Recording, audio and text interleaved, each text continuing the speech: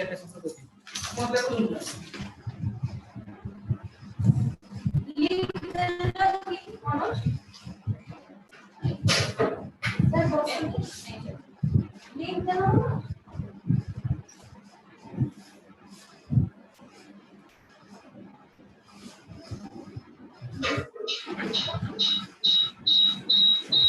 এটা কোন সেকেন্ড বলুন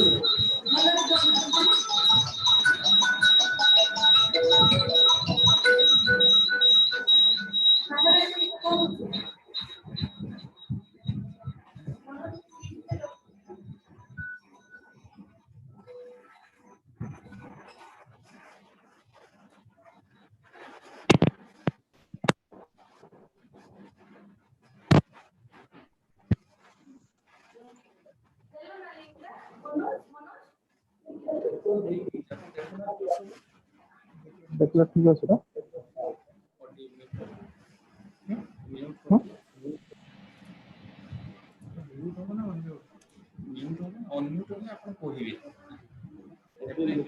এবার ঠিক আছে না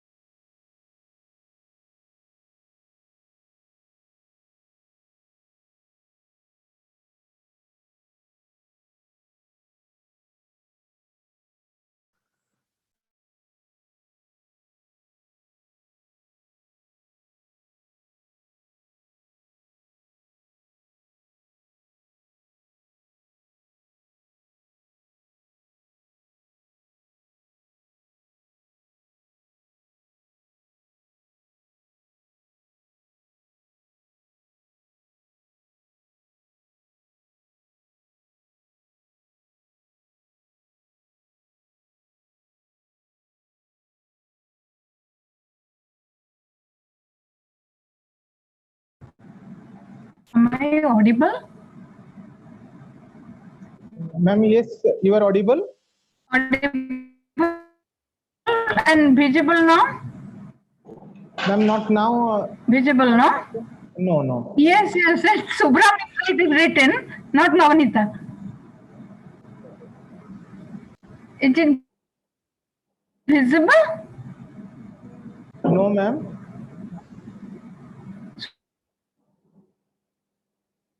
Subhra Mitra it is. Subhra Mitra it is written.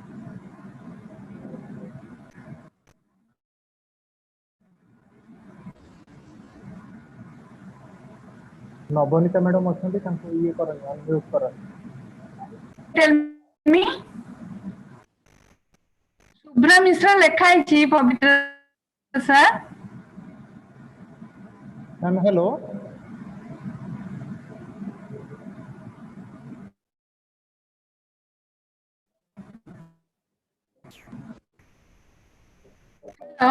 Ma'am hello. ଲେଖା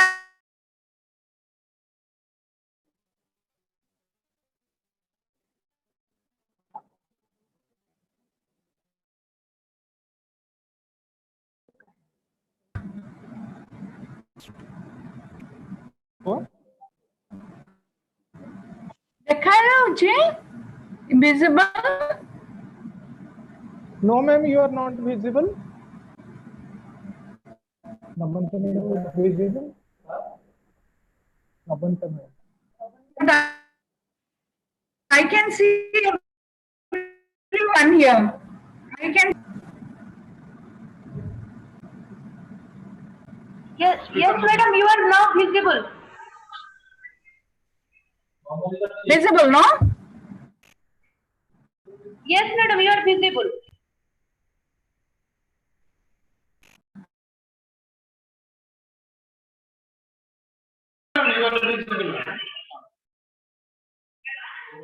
ଯାହା ମ୍ୟାଡାମ ହେଲା ହେଲା।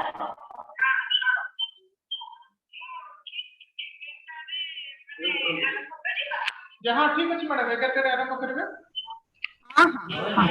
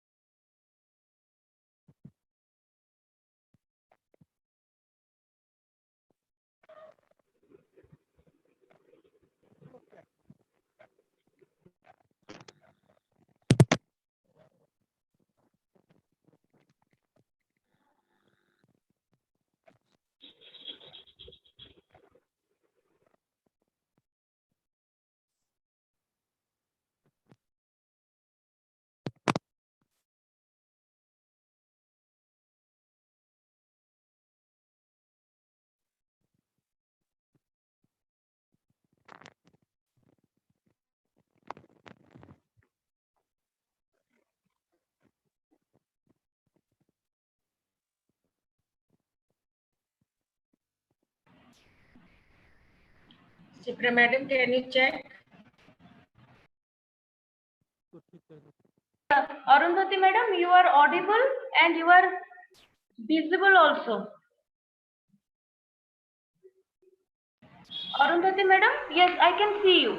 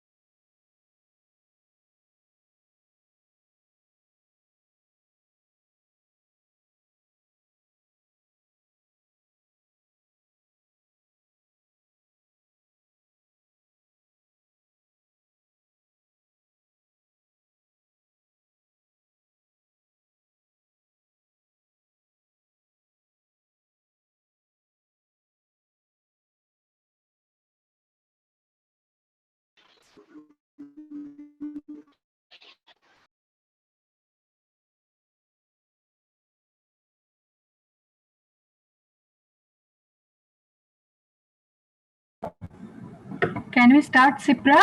We are nearing 11 o'clock. Can we? Ma'am, yes. Now we can Now we can start. Ma'am, hello. Yes. Ma'am, now I am audible.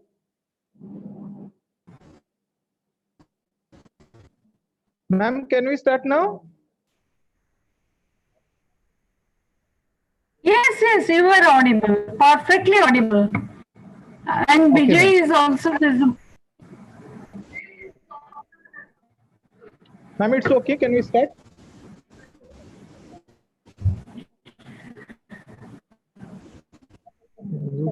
Yes. You ask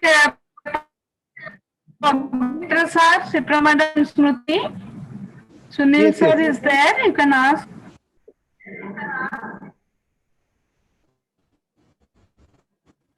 Good morning, everyone. Now we are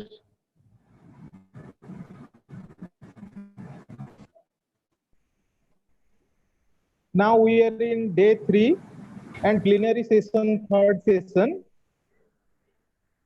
in this session, there are 9 speakers. The eminent speakers are Professor Nabanita Ratha from Department of Sociology, Utkal University. Then Professor Ananta Kumar Giri from Madras Institute of Development Study, Chennai. Then Dr. Arundhati Mohanty from Bhadrak Autonomous College, Bhadrak. Then Dr. Bibhabari Bal from BJB Autonomous College. Dr. James Kindo from Department of Sociology, Ravenshaw University, Cuttack. Dr. Sagarika Misra, Department of Sociology, Bikram Dev Autonomous College, Karaput. Then Dr. Kumud Charan Panigrahi from Department of Sociology, GM University, Sambalpur. Dr. Jairam Singh Samal, Department of Political Science, Model Degree College, Nayagarh. So the first eminent speaker is Professor Nabanita Ratha. Now, this is my proud privilege to introduce Professor Nabanita Ratha to introduce to our plenary session third, that is on contemporary issues of COVID-19 in Odisha. Now, let me introduce Professor Nabanita Ratha. Professor Nabanita Ratha is a professor in sociology and the director of Schools of Women Studies, Utkal University, Odisha. So her area of research gender studies, child rights, sociology of education. She has rich research experience in working with international agencies like the World Bank, the ILO, German AgroAid, and the European Commission. She is currently appointed as the member of the State OBC Commission. She has published more than 8 books and 50 papers in various international and national journals. Now over to you, Madam. Professor Nabanita Ratha, Madam. Thank you, Pavitra sir.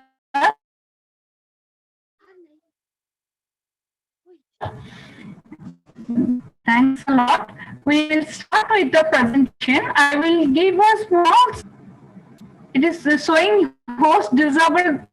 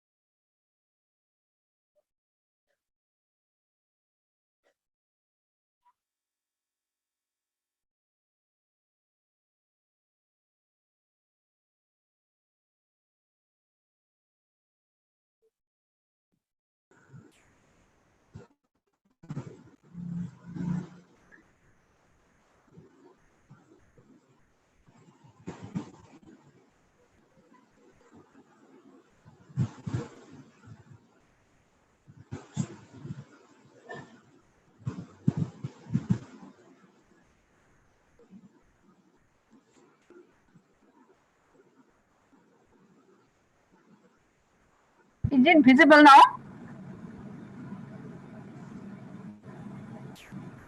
Ma'am, hello, you are. Am I visible and audible? Ma'am, yes, you are audible and visible. Yes. Can you just share the screen from that side? There is some issue while I am sharing it.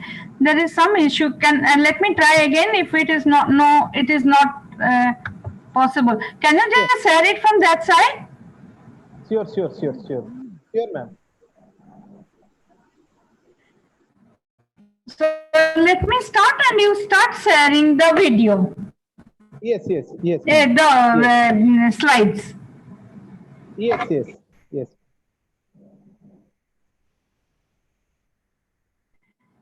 Thank you. The members of the organizing committee, the convener is esteemed fellow panelists of this webinar. And today, as I understand, we are the third day and we are discussing about COVID. I want to be very honest and I want to tell you that my knowledge about the impact of COVID is more generalized and it is very less specialized in the context of Odisha.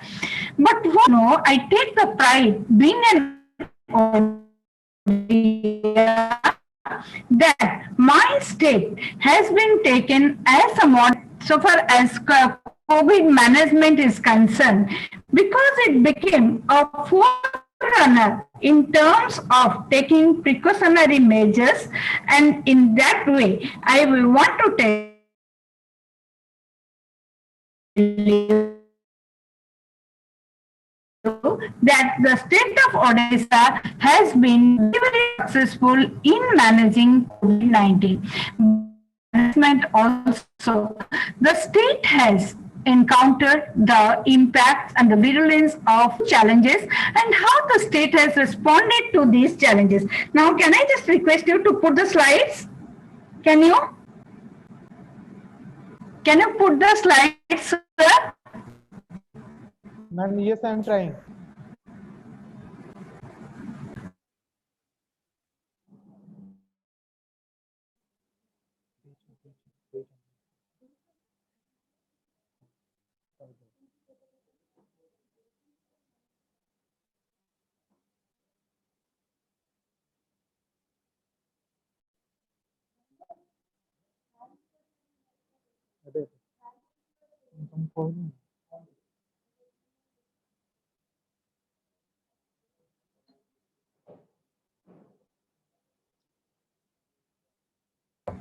Can we start? Ma'am, yes. Yes. So when we come to I want to deliberate on Odisha under the impact of COVID and insight into the challenges and responses. In this context, I want to tell you that COVID, after the two world wars and the Great Depression of the 1930s, COVID-19 perhaps has appeared as the greatest disaster has encountered. This is perhaps the first global biodisaster, my dear friends. I am talking about global biodisaster.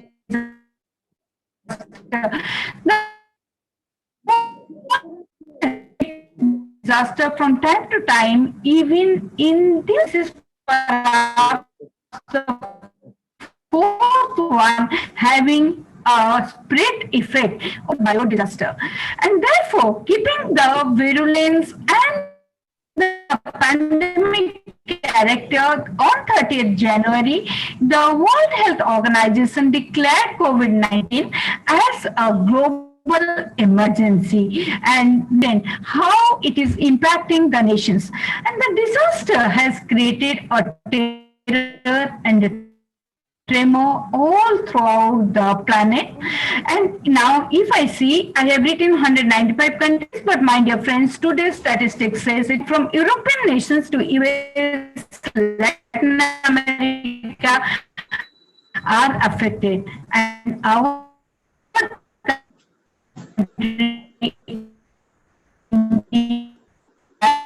is in an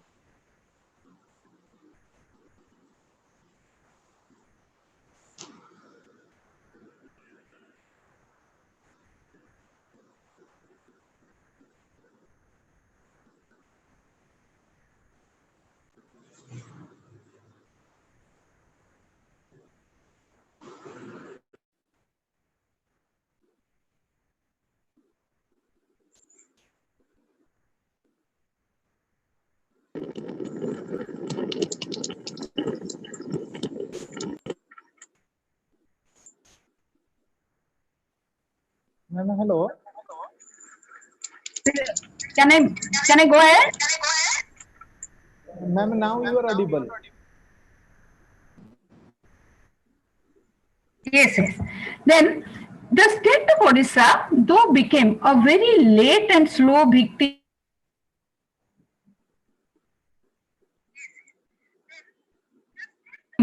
because of government efficiency of the state, yet it is struggling now with the now. The present position is, let me tell you that the first reported case was in 120, and today the total number of COVID-19 cases in the state has surged to 22,693, while 8,148 of them are recovered. So the recovery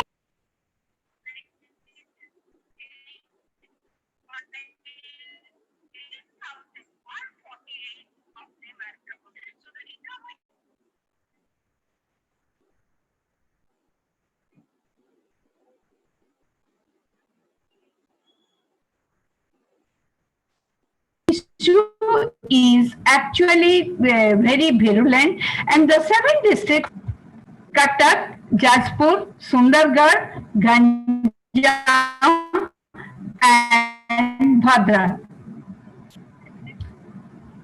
Challenges COVID-19 has actually given to the state of Odisha, we will note that its overall impact we can see as sociologists, we will say how it has impacted upon the challenges it has posed before the individuals, before the institutes. And if we look into these things, if we see the individuals' loss of life, it is limited in the state. On 25th of July, Odisha reported 1,320 cases, but it is now it has superseded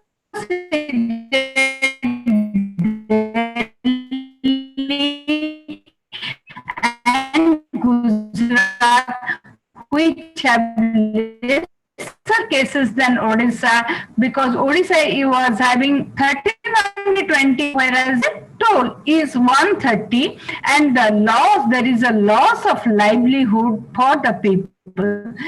The supply chain is affected, resulting in the loss of, you see, the sectors where our people are more into the primary sectors like agriculture, fishery, poultry, and the collection of non-timber forest produce like kendu leaves and mahua flowers by the tribal communities has been severely affected by COVID-19. And now I want to tell you that a study has shown that local credit supply has hiked repayment interest rate to 24%.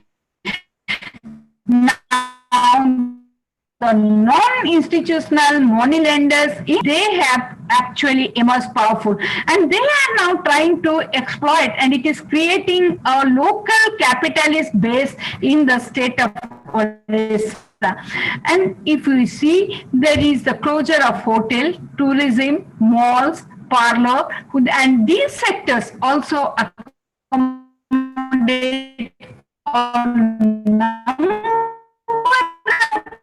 people of the state, and the informal economy has been banned. 43 lakh migrants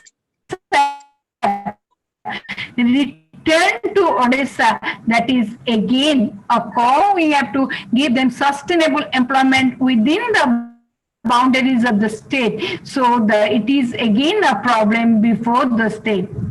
And if we come to the lifestyle changes, we will find that conspicuous consumption in the state has halted. You see the roads that are now actually blank with the vehicles that were running. And the demand has taken a U-turn in the state. It is not only for our state, it is for the entire world. People have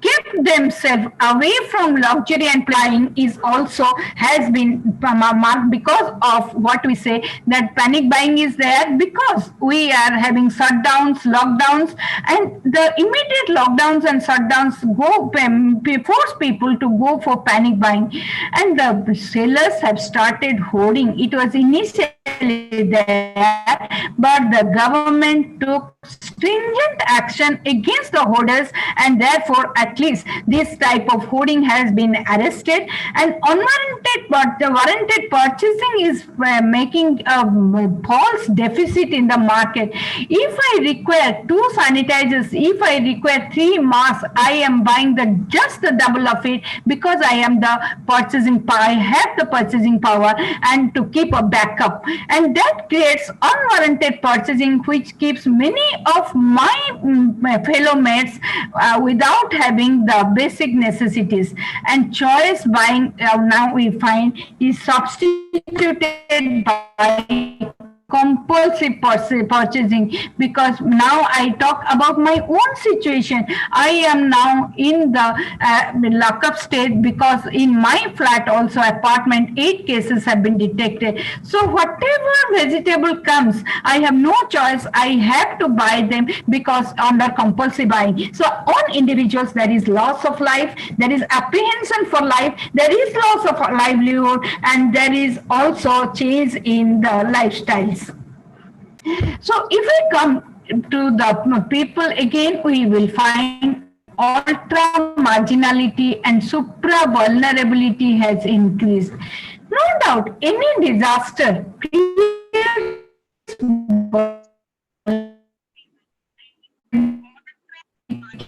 and marginality. Vulnerability. It has hard hit the already vulnerable members and has made them doubly vulnerable. And who are the most affected ones? The most affected ones, the poor have they have been more marginalized. The elderly were in the state, 9.5% of its population for their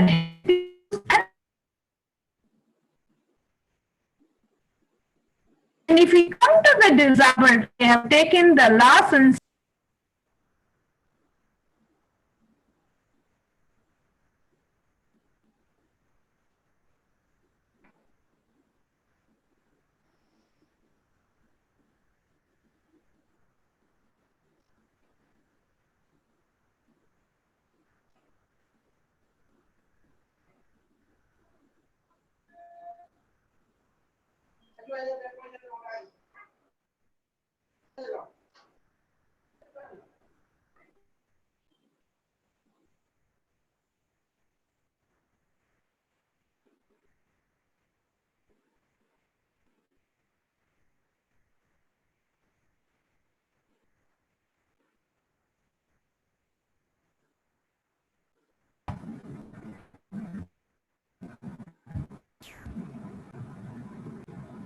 Am I audible now?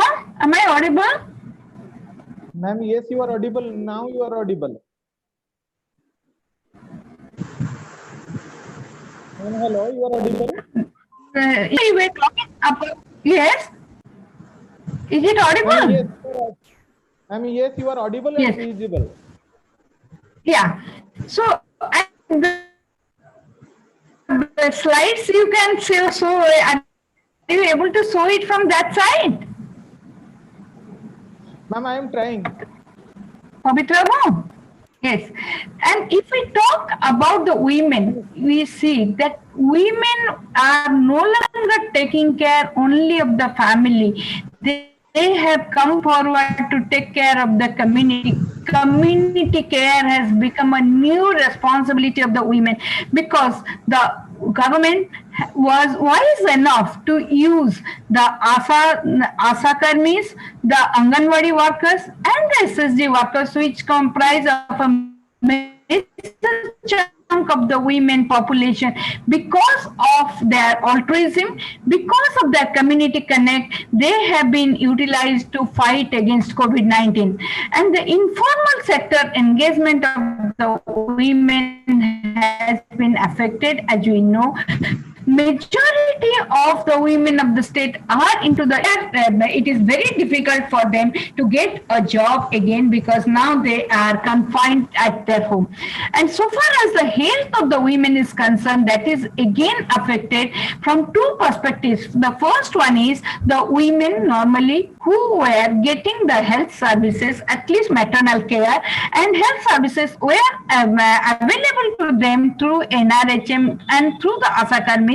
Now the ASA Karmis have been diverted for taking care community care, and then they are affected. And the second thing is that the health of these women who are into COVID fight, who have come up as the frontline COVID warriors, they are also exposed disease. And so far as the indigenous people are concerned, we will find food insecurity, loss of livelihood, reverse migration, and healthcare issues have aggravated during COVID-19. And the children and the youth are also facing the learning crisis, survival issues, food insecurity, because when the family income decreases, food insecurity for children has grown up in the state, and violence against women, children is increasing. And we will see in the aftermath of COVID, there is a possibility in the increase in the rate of child beggar and child labor as well. And morbidity and mortality are growing, and the child rights are getting affected by this. And if we come to the sex worker, we find they are also very, very vulnerable, because these sex workers, those who do not have, particularly I'm talking about the transgender community and the sex worker, many of them do not have the basic government identification cards like the Aadhaar card, the voter card, for which they are suffering a lot, and they are not able to. Is it visible? Visible? Audible. Visible? Yes, you are visible and audible. Yeah.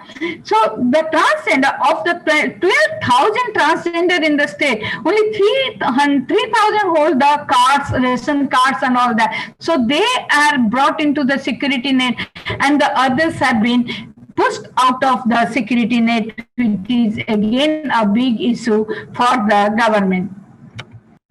And the institutions, if we come to the impact of COVID on the institutions in the state, economy, polity, education, religion, and culture have been affected severely. And if we see the economy, I will say over the years, the state of Odisha has witnessed a sharp decline in poverty from 60.8% 2004-5 to 35.7% in 2011 and 12. It is a very, very good performance of the state so far as the economy is concerned and poverty is concerned. But now the state again is getting back to the same syndrome of poverty, because whatever it had accumulated, again it is going to lose all these. 10.6% increase in unemployment has already been detected between 11-12 to 17-18, and this unemployment will be aggravating. I have shown a figure here where we find that the urban unemployment is more than the rural unemployment. In urban, 84, 81, 76% regular, casual, and the self-employed people will be affected. In village, in the rural area, 66, 62, and 47% of casual, regular, and self-employed people are going to be affected by COVID-19. So, and another thing is that the government of Odisha is always in national news because of its flagship programs and because of its welfare schemes. And as far as my knowledge goes, 65 schemes, including flagship programs, are being managed by the state. Now you see how it will be going to decline like anything. Odisha, which was performing very well in the HDI index, is going to be affected. The skill it has given through training, it is going to remain unutilized, and overstocking will affect production. So capital flow will be affected in the state. It has been affected during the COVID, and it will be affecting in the aftermath of COVID. And if we see, I have got an information that revenues are already hard hit, and more than 500,000 of migrant workers are back home from different states. And for them, rehabilitation and giving them livelihood support is a big challenge for the state now. Now, the state has actually spent a lot from its exchequer. 340 crores has been spent from the Chief Minister's Relief Fund, 624 crores from the State Disaster Relief Fund, 73 have spent around 875 crores for developing critical infrastructure to fight COVID. It's no doubt a very work-footing response to COVID, but what will be the aftermath that we have to look after? And if we go to polity, you will see in the Niti Aayog's last health index, in 2019 I am talking about, Odisha didn't even feature in the top 10 among the large states, and advanced disbursement of welfare resources to the entitled beneficiaries has only the state has given pensioners a pension, about 48 lakh pensioners. It has paid to the ration card holders. It has paid the stipends to the student, and policy declarations without capital support will be a big challenge, because the state is making policy declarations now because there is a pressure on it, and migrant rehabilitation, loss of financial self-sufficiency will make it more and more dependent on federal finance. And I don't know what will be the equation between the center and the state to give it federal finance in the aftermath. And there will be a deficit of human resource, deficit of financial resource, and deficit support from the CSOs and privatized sector. And the personnel who are fighting the COVID, they have now become tired. How the polity will manage with such a host of staff, that we have to look into. And if we come to education, schools have been converted into quarantine homes in rural areas, and in the urban areas, the supplementary nutrition program under ICDS, the midday meal, the education, training in sanitation will be heavily affected, which had become more or less routinized in the state. And the dropout and non-retention rate will go up, and pending examinations will put the fate of many students in doubt. And the quality and equity issue, because the state was striving hard to attain quality and equity in education.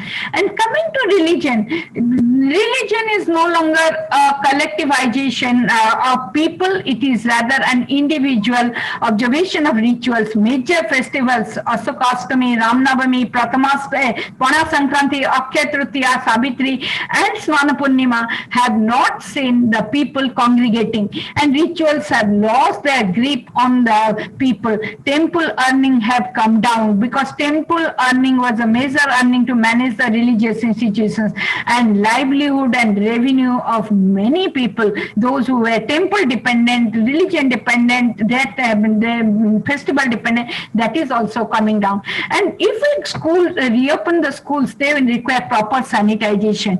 And where the fund is for the state, is it not a challenge for the state? And if we come to the future future of the supplementary nutrition program, the midday meal scheme, how we will run, because when the state is running out of its own exchequer and the exchequer is becoming bankrupt now, and incentive stipend giving to the student will again be put an end, because computer provision of computer, dresses, cycles, where from the state will bring the fund to give, and getting children back to school will be a big challenge again for the state, and the rate of illiteracy, which is having a sharp decline, will again go up. And if we see the interpersonal relation, and we will find that a new avatar of exclusion has surfaced with COVID-19, with social discrimination and stigma taking the center stage. Odisha has always the reputation of stigmatizing certain castes, certain gender groups, certain ethnic groups, but now this will be a new type of stigmatization will be coming.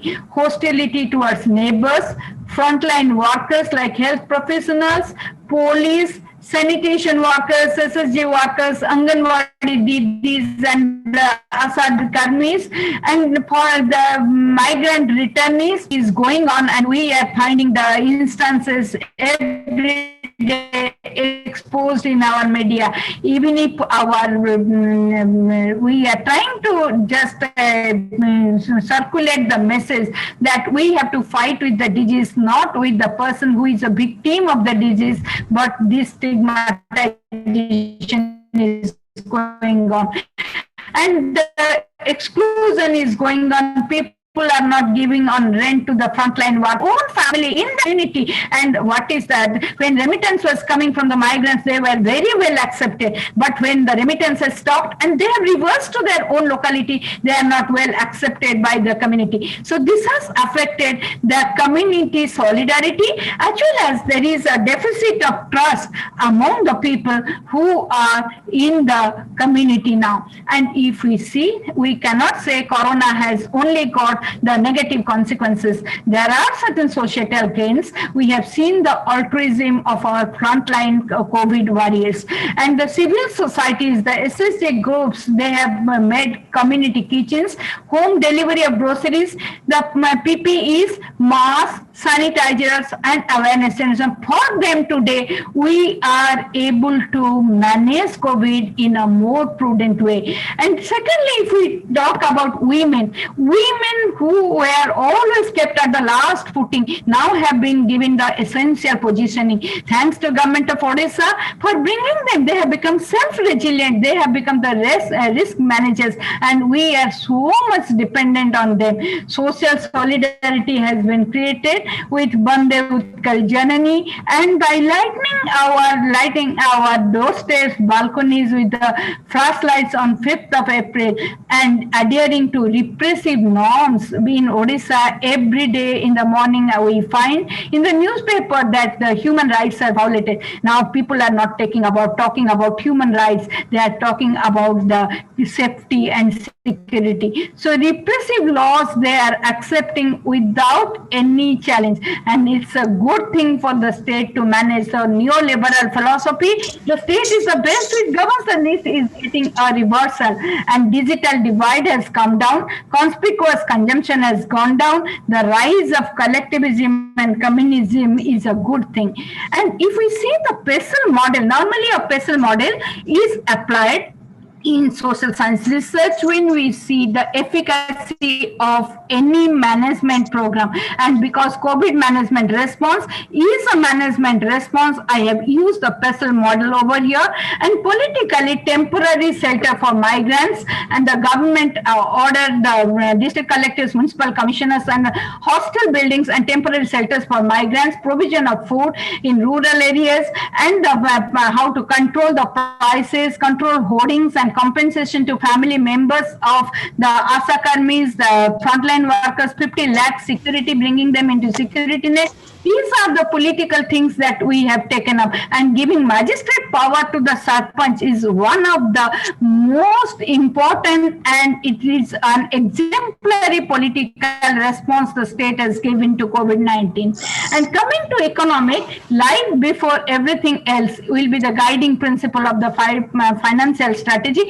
48 lakh beneficiaries receive their pensions, stipends, then what we say, their rations and all these things. And this is an economic way of managing the thing, economic response. And coming to the social response, distancing protocols for institutions of public utility, quarantine centers at village level, suspension of mass gathering festivals, protocols for social functions like dates and marriages, all these have. And there are two programs I will show you that they have created. When coronavirus doesn't discriminate, why should we? And these are the programs that are coming up to reduce the stigmatization and to bring social transformation. And technologically, the government is now partnering with the Indian Institute of Technology, Tirupati, and to manage the distancing red zones, hotspots, all these areas.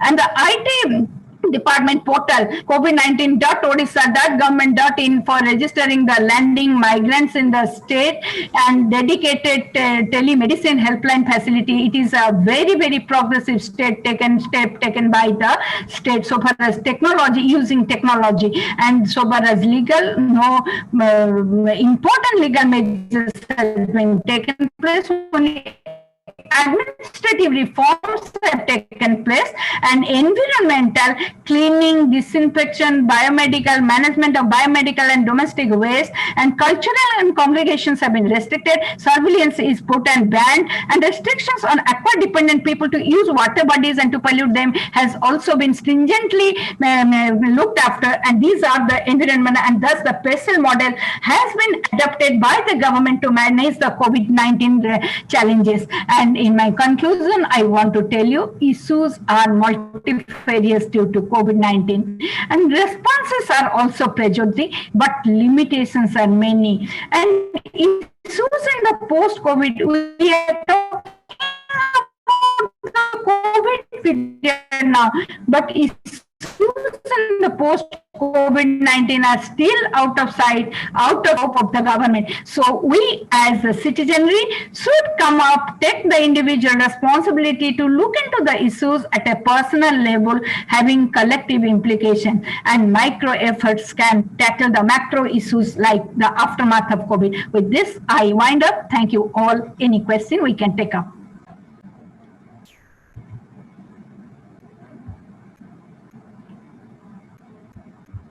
Thank you, madam, for your wonderful presentation. In this session. Thank you, Pavitra. Thank you. For beautifully contextualized the problems and issues of COVID-19 in the context of Odisha. Briefly, you have talked about the statistical data, economic institutions, impact on polity, health, then on education, migrated workers, then religion, stigma, discrimination, frontline workers, social exclusion, impact on civil society, human rights issues, and so on. Thank you, madam. And we will take up the questions later on. Now, may I request Dr. Chitra Sagarika to invite our eminent speaker, Professor Anant Kumar Giri, to introduce the gathering. Thank you, Chitra. Thank you, Chitra. Thank you very much, sir. This is my privilege to invite Professor Anant Kumar Giri, who is a professor at Madras Institute of Development Studies, Chennai. He is also founding member of Viswanidham Center for Asian Blossoming Center for Asian Society. He is an active academician who has visited many foreign countries, and recently he has also edited one of the volumes in Indian Anthropologist, especially dedicated to TK women. A man of active academics who cannot be sufficed into words for introduction, a nature lover, a person who promotes meditations, hard work, and interdisciplinary performative arts in terms of song, dance, and many more. A person with many feathers and an eminent speaker who cannot be defined with this limited time of introduction. I would like to now invite Professor Anand Kumar Giri to give his insights on this COVID-19 pandemic. Over to you, sir. Thank you so much, Sipra, Pavitra Babu, Professor Rath, dear and respected friends. ଆପଣମାନଙ୍କୁ ସମସ୍ତଙ୍କୁ ମୋ ହୃଦୟର ଅଭିନନ୍ଦନ।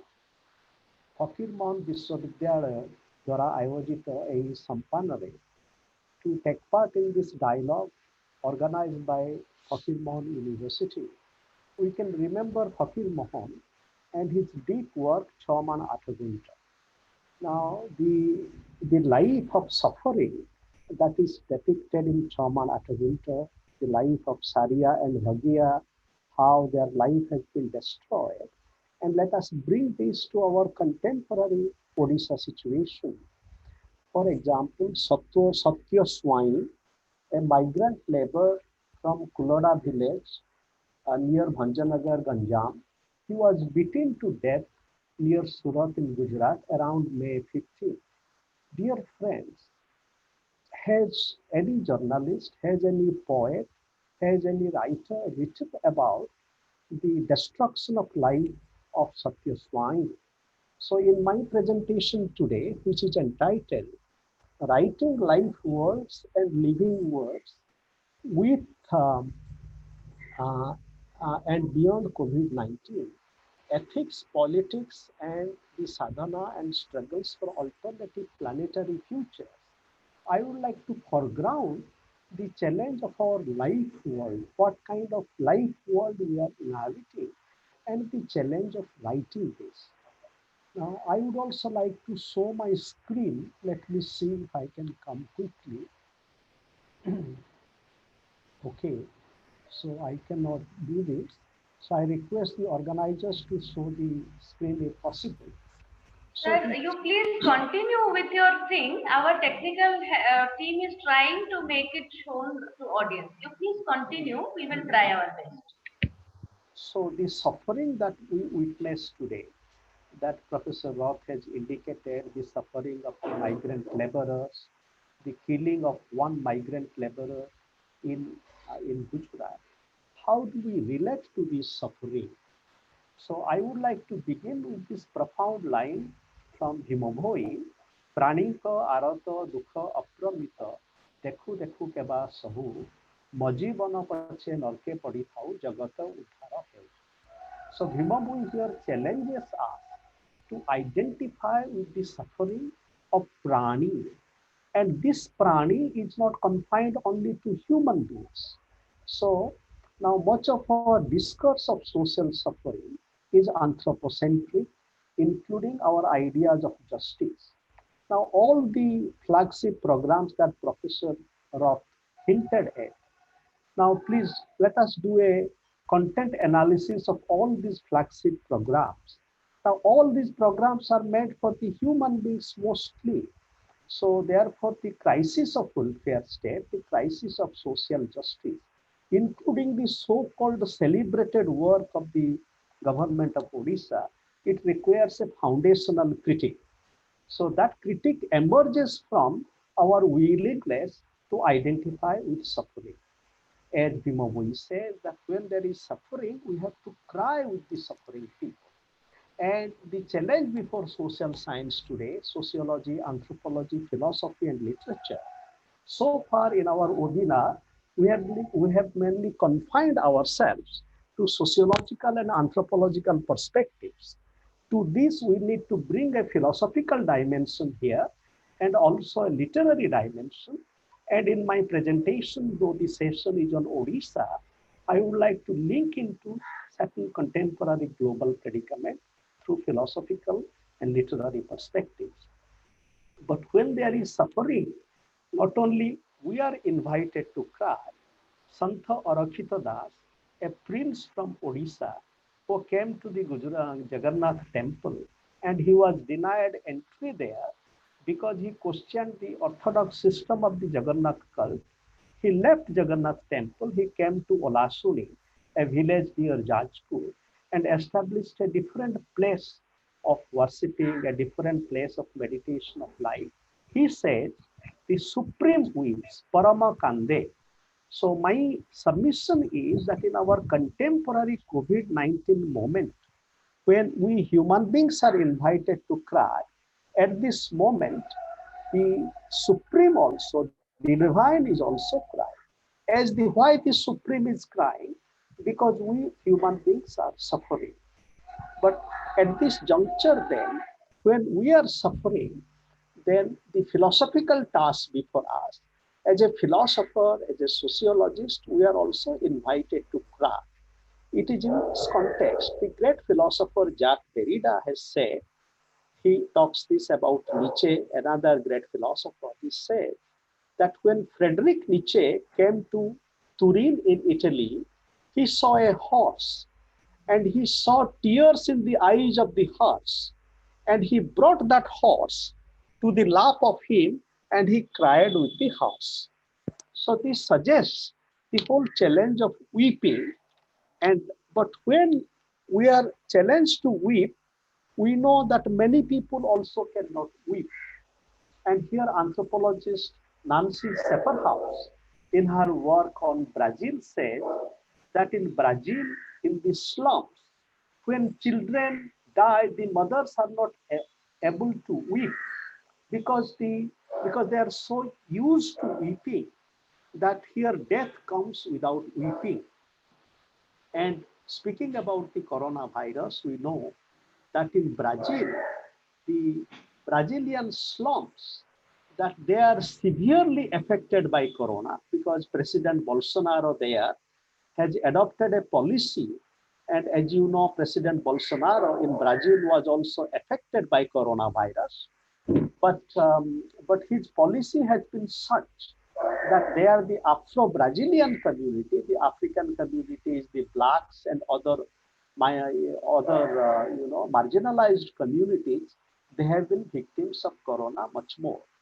So I want to then bring this idea of crying with our suffering when we are also not able to cry.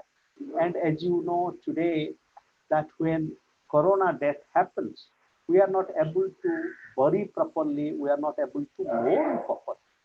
So before I come to writing, I want to suggest that how as social scientists, we prepare ourselves for a different kind of methodology. And you know, yesterday there was some conversation about sociological method. Now this sociological method is mainly a method of observation.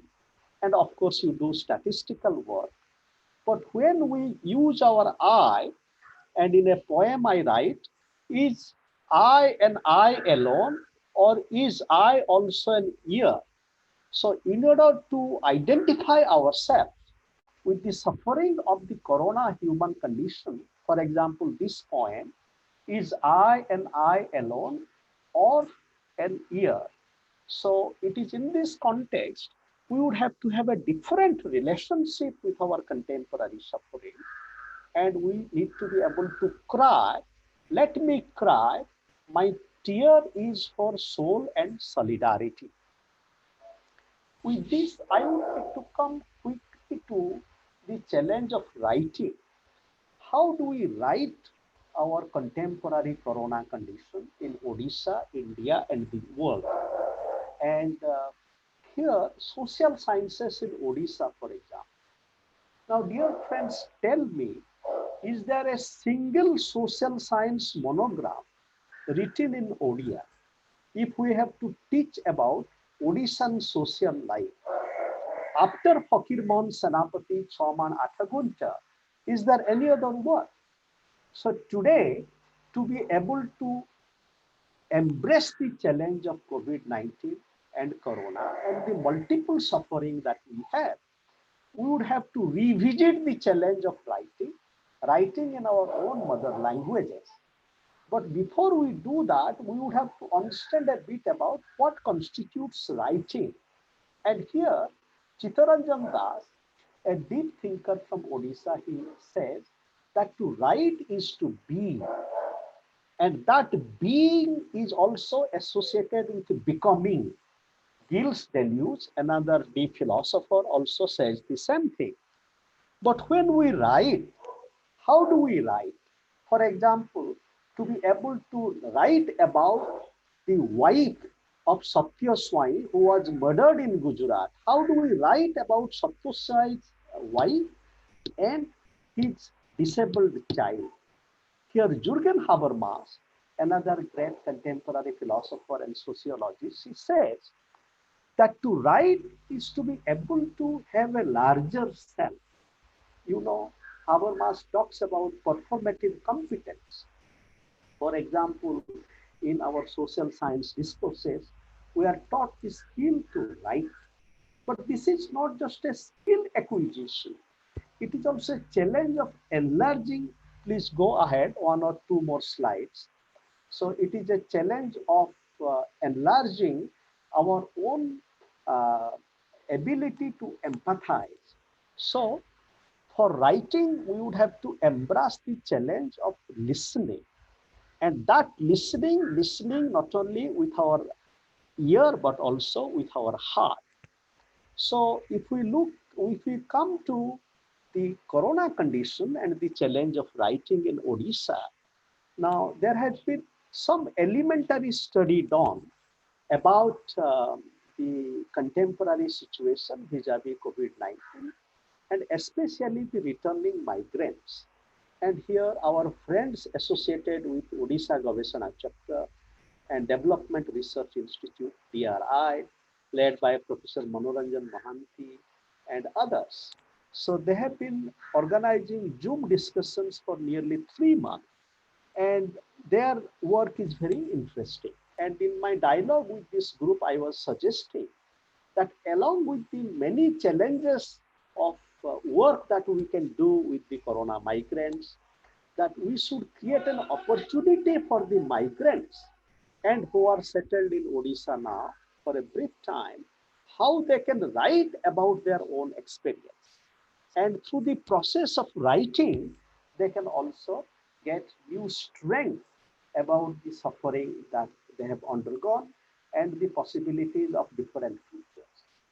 And if we bring this together with other kinds of initiatives, for example, Odisha is celebrated for the so-called Mahila Shakti groups, these women's groups, self-help groups. And we know that they were politically manipulated during the last election. But has any sociologist studying the self-help group has raised a question that these self-help groups, while engaged in collecting money and giving money, have they ever been engaged with creative reading and writing? So therefore, all our celebrated programs, including Panchayati Raj, for example, now a mention was made, a reference was made about the new kind of initiative at the level of Panchayat. But the Panchayat, well, the presidents have been giving magisterial power, but what kind of input has been given by the government on knowledge building, on creative capacity building? So with this, I come to the issue of life world, that how do we understand our life world? It is a multidimensional concept in philosophy and social sciences. The great philosopher Edmund Husserl first talked about the life world in the context of the crisis of European sciences. And there he says that in order to understand the life world, dear friends, you can go down a bit in these slides if possible, and you will come to Edmund Husserl. But my point here that when Edmund Husserl brought the idea of the life world, he challenges us to understand that to understand the life world, we would have to go beyond the certainty of science. And today, what we are witnessing, that with COVID-19, we see the breakdown of the certainty of science. And Edmund Husserl is here challenging that we would have to go to the life world with its own self-evidence. And Jürgen Habermas also says that our life world has been colonized by market and state. And we see that during the corona lockdown, that unnecessarily police killing and beating people, including the lockdown decision, which was taken in 6 hours. Now, that decision could have been taken with much more judicious thinking and thinking about what impact it would have. So my point is that our life world today is colonized by people, market, state, and bureaucracy, and that is creating, and please stay with that slide, when you are coming to this one, you can stay. The colonization of the life world, and it is in this context, how do we overcome colonization? And we can here bring Habermas and Gandhi together. For example, Gandhi's work on Satyagraha. And today, we need a new kind of Satyagraha against Corona tyranny, which I will describe a little later. And then understanding life world also in terms of Dharma and Lokasangraha. Jain Mohanty, another great philosopher from Odisha, he says that to live in our life world, we would have to realize that the far is near and the near is far. This mode of thinking is needed to live creatively in our globally implicated life world today.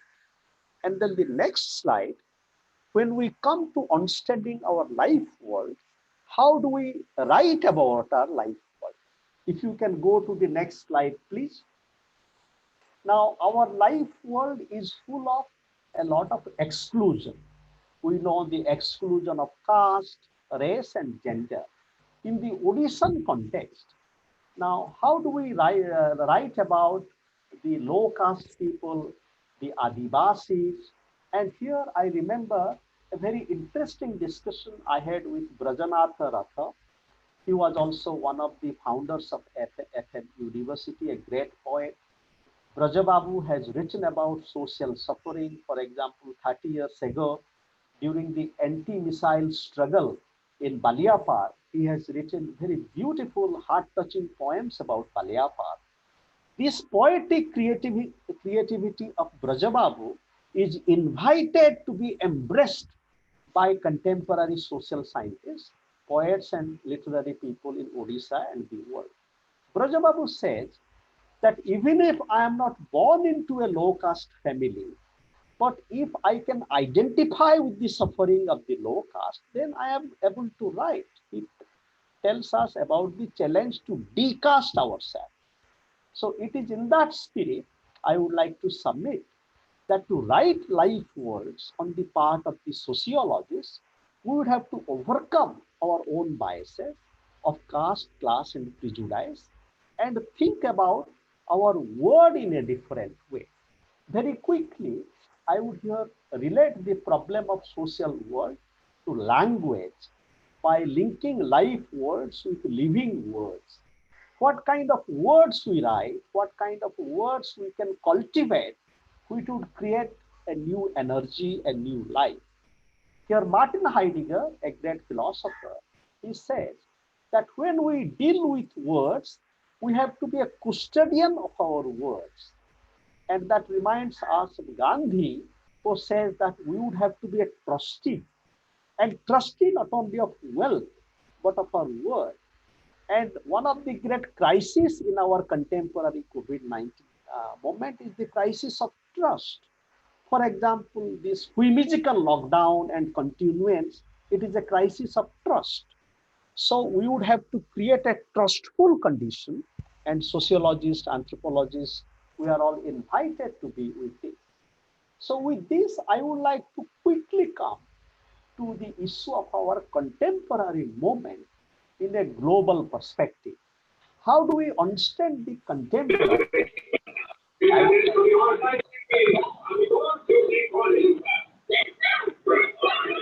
Excuse me.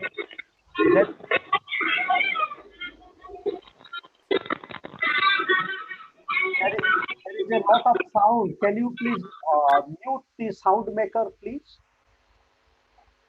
Okay. So our contemporary life world, to understand this, we need an ontology of the present. Michael Foucault talks about a ontology of the present where we realize that we live with the present, but this present is not our fatalism.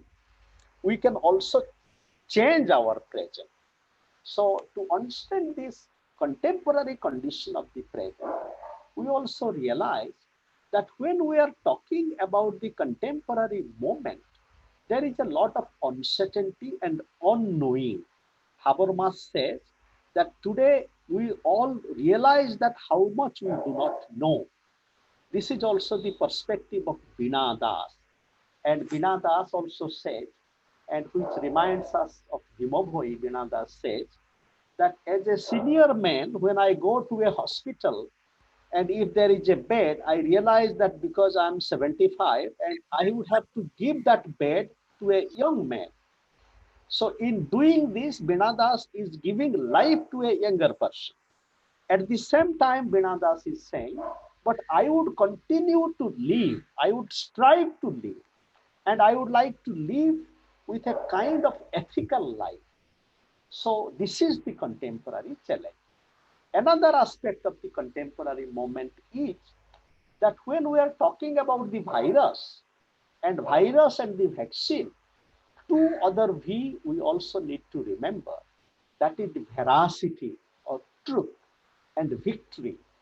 Now, in the moment of the virus and the vaccine, we are forgetting the challenge of truth. You know, in America and also a bit in India, the kind of falsehood that has been perpetrated in the name of fighting against corona. We all have to be careful about it. The contemporary corona crisis is not isolated from three other crises. One is the crisis of capitalism, the other is the crisis of climate, and the other is the crisis of civilization.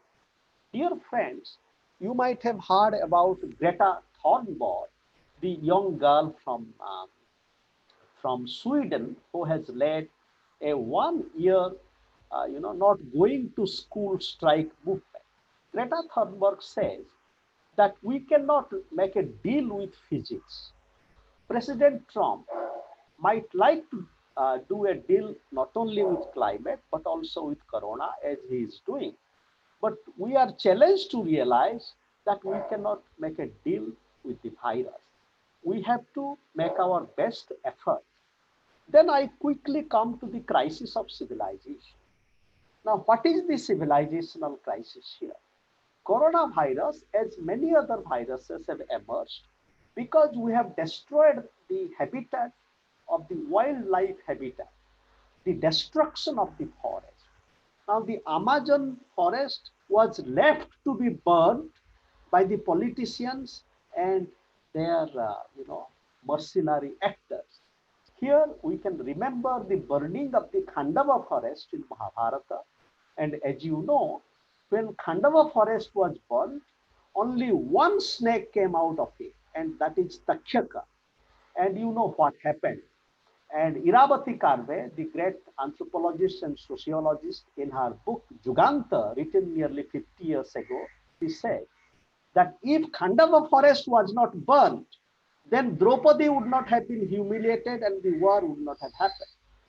And dear friends, the civilizational crisis today is to realize that the virus has come like a Takshaka to eat all of us unless we become awakened. And when the serpent came to bite King Parikshita, there was the beginning of the Bhagavata. And I would like to suggest that writing life world today is writing a new Bhagavata. And that Bhagavata is not just the story of the divine, it is also the story of the virus. It is also story of nature. And the trauma, I would quickly point a few themes in the next, 5 minutes that I have. I would like to quickly come to the issue of trauma, that the many trauma that has come, that trauma is a trauma of aggression and authoritarianism. And how do we construct this trauma? And as you know, because the journalists and the human rights activists in India, they wrote about the plight of the migrant workers. Some little things the Supreme Court finally moved and it issued a set of policy. So sociologically, we need to link trauma to constructivism as suggested by Jeffrey Alexander, who was a guest in the Indian Sociological Meet in Trivandrum last year. Many of us, Sipra, myself, and other friends who listened to him. Now, Alexander's work on trauma and responsibility is very interesting, which we can go via the problem of realism and constructivism. Here, Greta Thunberg suggests, this young activist, that in order that we can construct trauma creatively, we have to think outside the box. She talks it as a cathedral thinking. Now, Judith Butler, another great critical contemporary thinker, she says that today we have an ethical obligation to be unreal. So only when we can think differently, we can write about our trauma differently. With this, I will briefly come to the issue of transformation, economic transformation, for example. I'll just take a few more minutes, just 2 to 3 minutes. That is, how do we, Ila Bhatt here said that we need to build 100-mile communities, political transformation from nation state to different kind of regional formations, and also the ethical sensibility.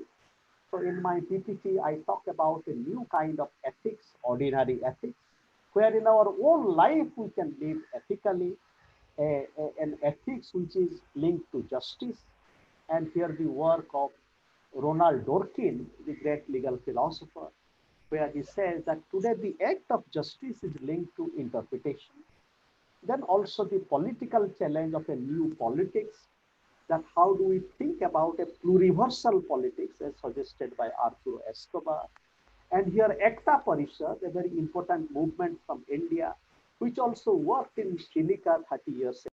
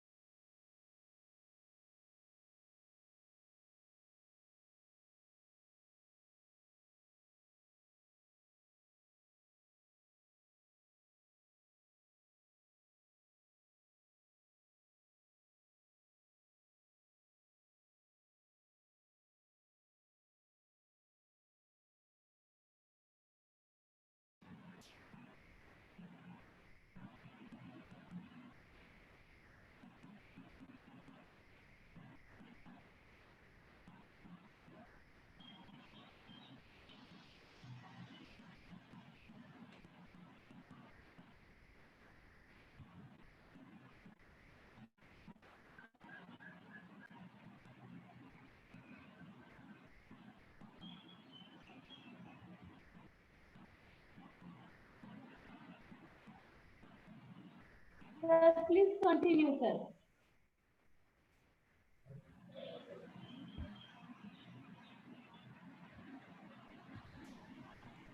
Hello, am I audible? Yes, sir, you are audible. We have last 2 minutes. Please wind up. Ha.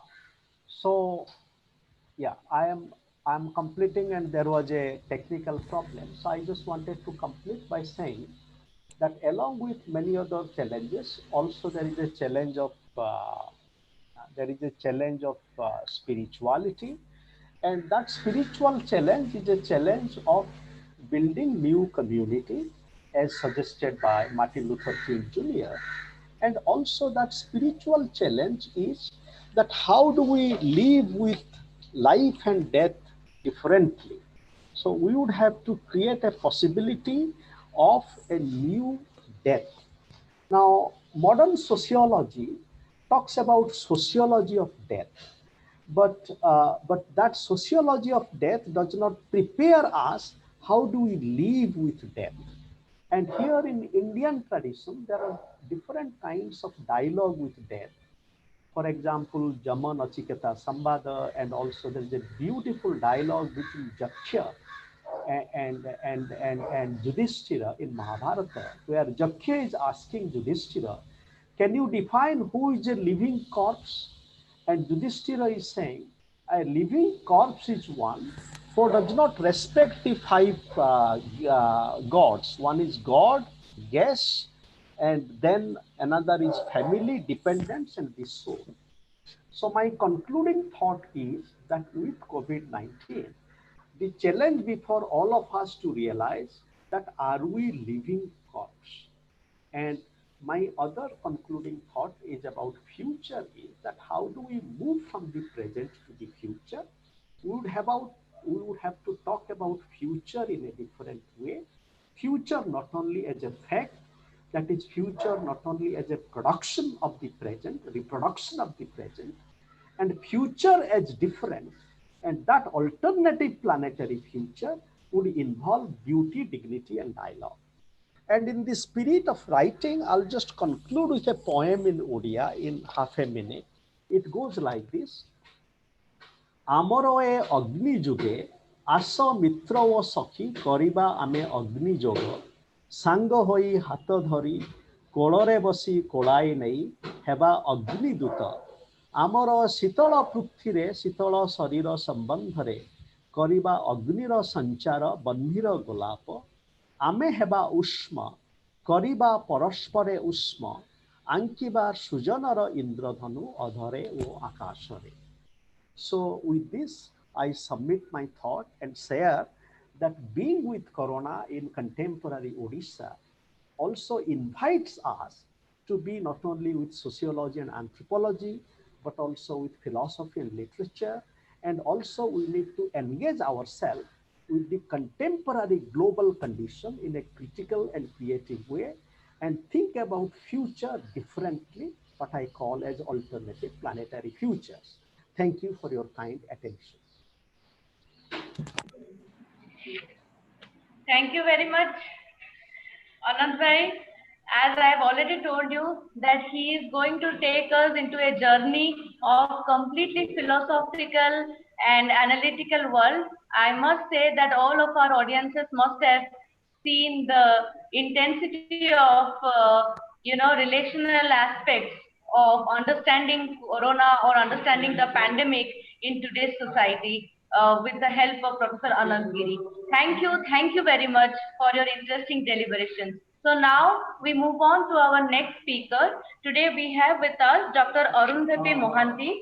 She is head of the department, Bhadrak Autonomous College, Bhadrak.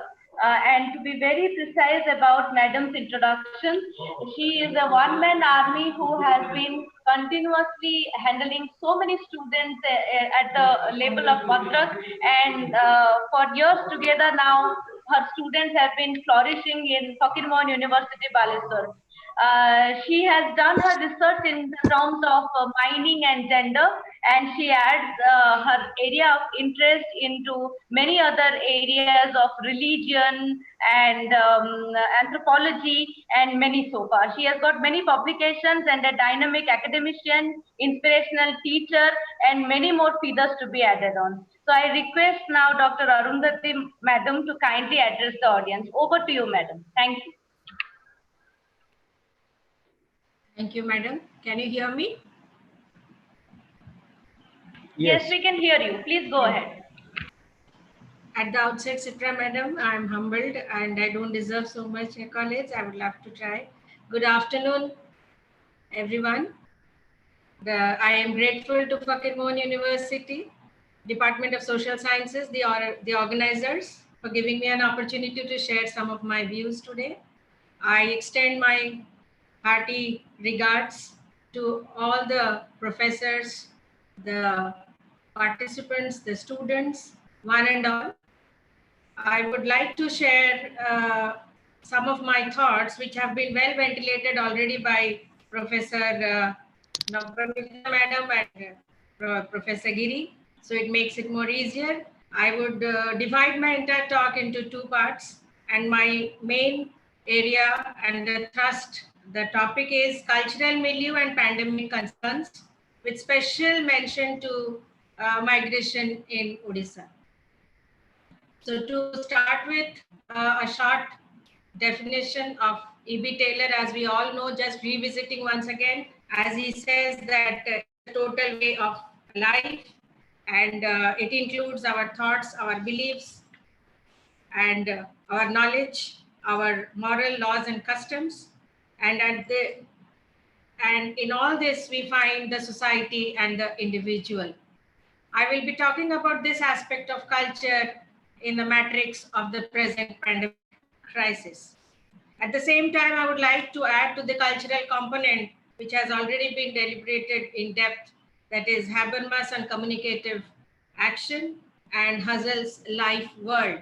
Here, I would just put it short after the great philosophical analysis by Professor Giri, that life world in short can be the immediate experiences, activities, and contacts that make up the world of an individual or a corporate life. So, in other words, it is just a person's subjective construction of reality, which he or she forms under the condition of his or her life circumstances.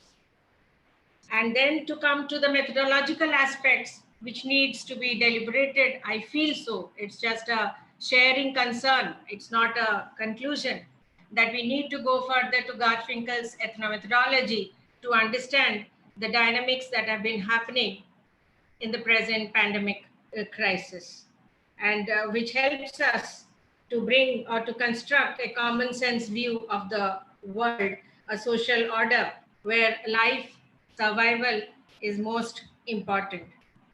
To put it all together in a nutshell, I would like to bring into once again Parsonian framework of AGIL model, where we have economy, we have polity, we have integration, and of course the latency pattern that needs to be delved further in terms of the cultural components.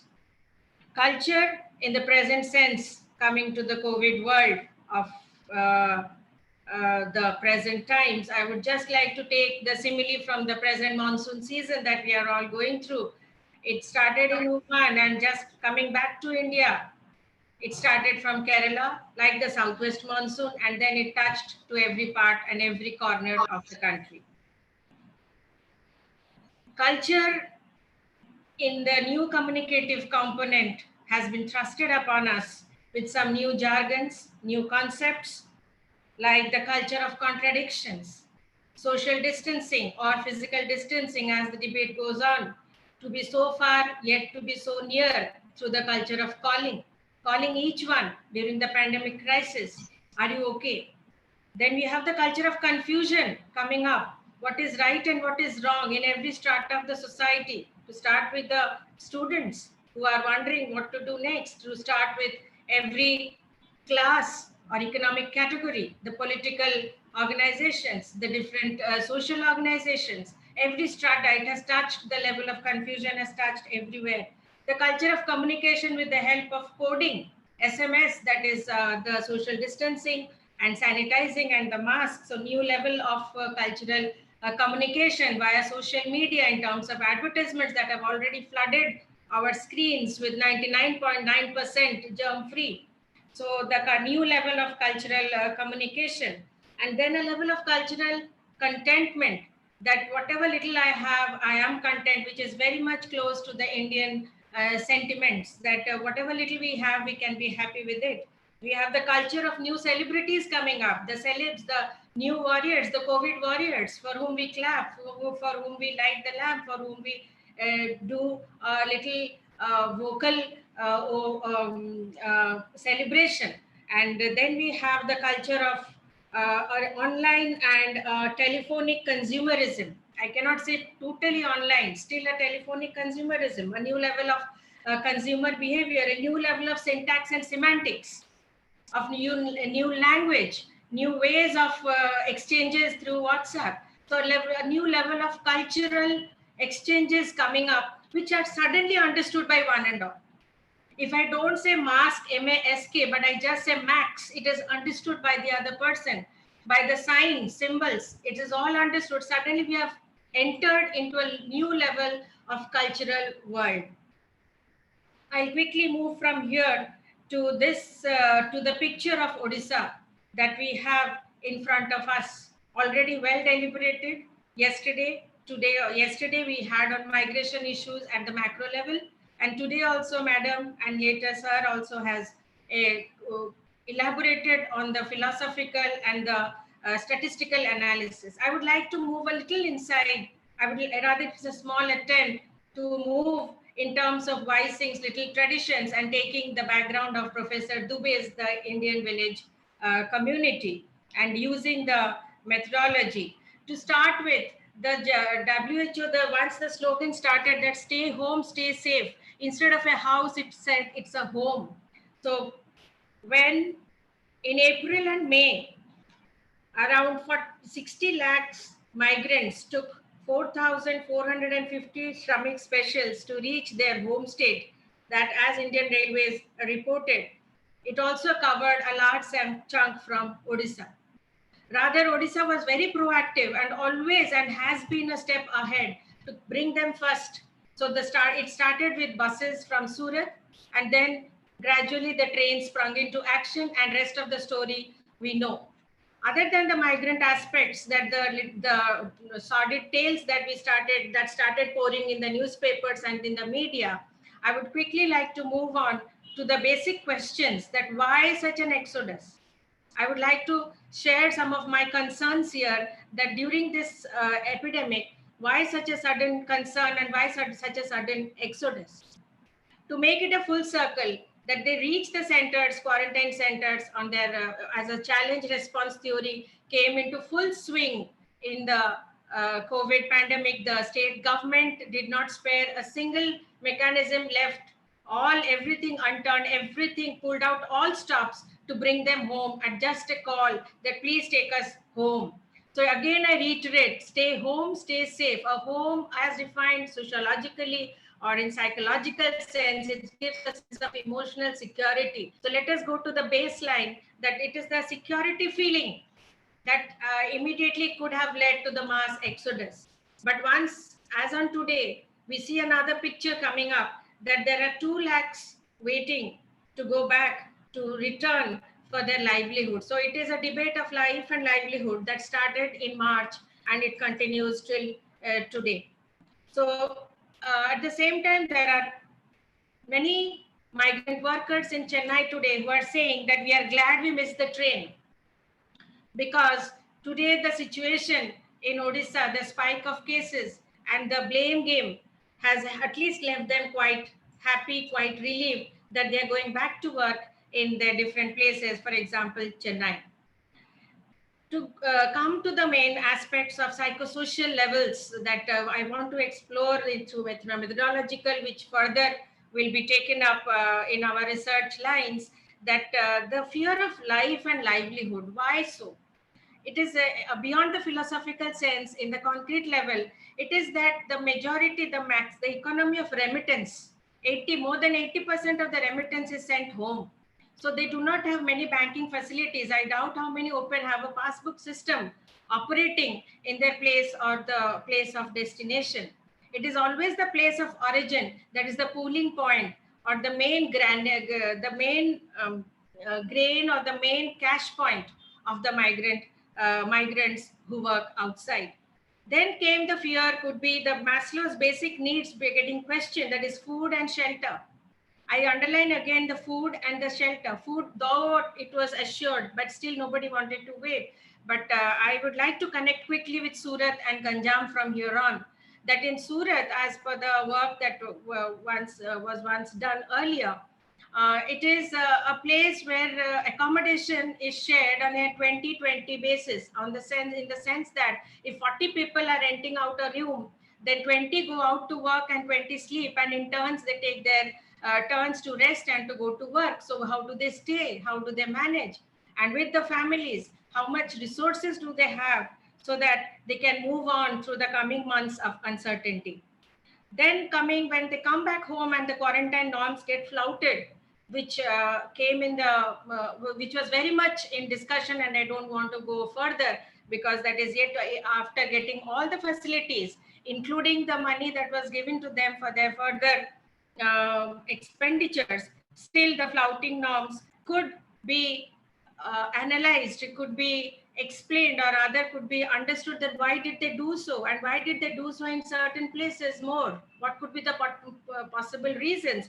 Was it a socio-psychological or a psychosocial bondage? Because a migrant moves from a very socio-centric background of a village community where everyone is like a family member to a very egocentric urbanized world. So the geographical spacing, the emotional spacing, and the freedom factors could all be put together to understand that why so, or is it just to make oneself, or to be to at the highest level of individualism, that I am myself, I would like to enjoy, I'm not bothered about the community. So that needs to be analyzed further. And then we have, I would like to bring that suddenly Ganjam, as I need not go to the statistics which have been already discussed so well, but Ganjam tops the list in terms of our rate of mortality, the hospitalization, the apathy, it's all there, the COVID warriors getting infected. Now, let me just quickly take one back that when they are in Surat, what is the health status? They are not the voters there. They are not the citizens there. They are on the fringes of the city. If not all, majority of them, some of them have established themselves. They have already settled into a well hygienic life, because today health and hygiene move together. And in that sense, it has been found that already many of the workers who work in very dingy, very suffocated working areas with lots of light and lack of ventilation have a lung problem. So during one of my field works, I had also found out when I talked to the pharmacies that what are the major medicines that are sold in Ganjam much earlier, maybe a decade ago. And they said it is tuberculosis, because many of them come with lung diseases. And they also retire very early. By the time they're 45, they're back home and they would like to retire because they're already physically very weak and strained. HIV was also once upon a time a major concern in Ganjam, which has been well discussed. So that could be another point to ponder on the health issues of the migrants who return. It is not that they carried the COVID and came. It is the immunity boosters, the immunity points that are being so much discussed right now. That could be one of the factors to making them more susceptible to the infection. And then when it comes to the geographical areas, why do they want to go back? Because if you look at Ganjam, beyond the Rushikulya banks that are well cultivated, many have saline soil. It is difficult for cultivation. There is a lot of fallow land. There is a lot of hilly area. So many have already given up cultivation since ages. So they cannot rather think of another secondary livelihood or an alternate livelihood or go back to cultivation, except a few, of course. So that could be another reason why they want to go back. And already there are people who have left for Udaipur to the carpet factory. They are waiting. 2 lakh people are waiting and have already contacted the owners to go back to their place, in spite of the huge package that has been declared by government of Odisha in crores, that they would be given skills, they would be given livelihood training, they would be given a livelihood pattern. So in spite of all the promises, and of course few would like to take it and they're waiting for it, and all the promises that they hold, still it is the lure and it is the incapability at the level of their baseline, that is the living patterns, that ultimately might force them to go back, if not all. Many have, as I was talking to some young researchers, many have already started opening shops and they would not like to go back. So at the main point that I would like to draw is that in spite of the spike in cases, Odisha is still on the treadmill, working 24/7 to contain not only the virus, but also to keep the migrants inside in their own homeland as the sons of the soil. And so that it starts using the resources. But the thing is, how do we connect How do they reach out? How do the resources finally fulfill the family? So during these pandemic times, it is the virus scare, the COVID, and the political, economic, educational, all the factors that could together come forward along with psychological analysis to help us out in this pandemic crisis. So thank you once again, each everyone, for your patient listening. Thank you so much. Thank you, madam. Thank you very much for your wonderful insights to understand how the migrant workers are being analyzed today, and with a specific reference to comparison between Surat and Ganjam. This brings me to the place that yesterday we had a very insightful paper by Dr. Tanaya Mohanty, where she was discussing about sociology of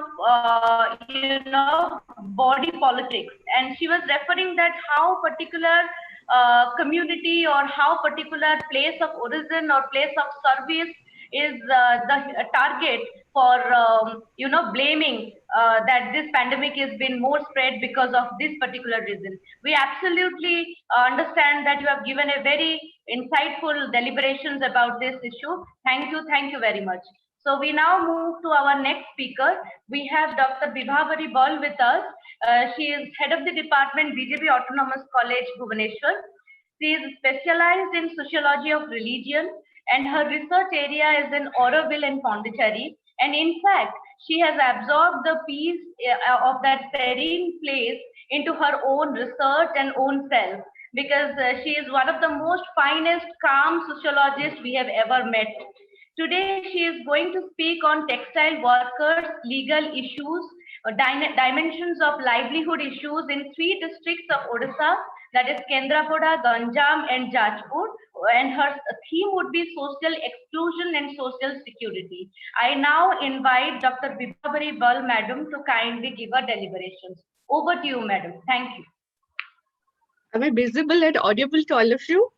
Yes, madam, you are visible and audible. Kindly go ahead. Very good afternoon to all. Thank you, Cipra. Thank you, organizing members of the FM University, for giving me this opportunity to speak on the issues. I was listening to Professor Giri, Professor Ratha, and Arundhati Madam. This is undoubtedly qualitatively very insightful, that must have enriched our stock of knowledge. I'm not going to be much theoretical or methodological. I'm just focusing on some of the broad areas on which I came across by after studying these 3 major districts, particularly in the areas of social security and social exclusion. Through telephonic conversation, by contacting those key informants. So while focusing on social exclusion, we already know that the present pandemic situation has created lots of challenges in economic, social, and almost all spheres of the collective living. So while particularly talking about the economic sphere, because this is very vital to our living, I will focus mostly on the issues of the small scale industry. Again, limiting my observation to the traditional small scale industries. We know that 40% of the workforce in India, they are observed in small scale industry. And particularly when you're speaking about the workers engaged in traditional small scale industry, they are in the majority. And here we find that the workers, there are a number of workers who are engaged in handicraft, in weaving, in sericulture, in floriculture. And in those areas, their condition is very precarious. There is almost nil income or very less income. So while focusing on the weaving community in Jajpur particularly, what I found that first of all, there is no supply of raw materials to them. Now they're unable to go with the production that they used to do during early days. And very, very, very significant thing is that there is drastic decrease in domestic consumption. because those clothes or the handloom clothes are not coming under essential items.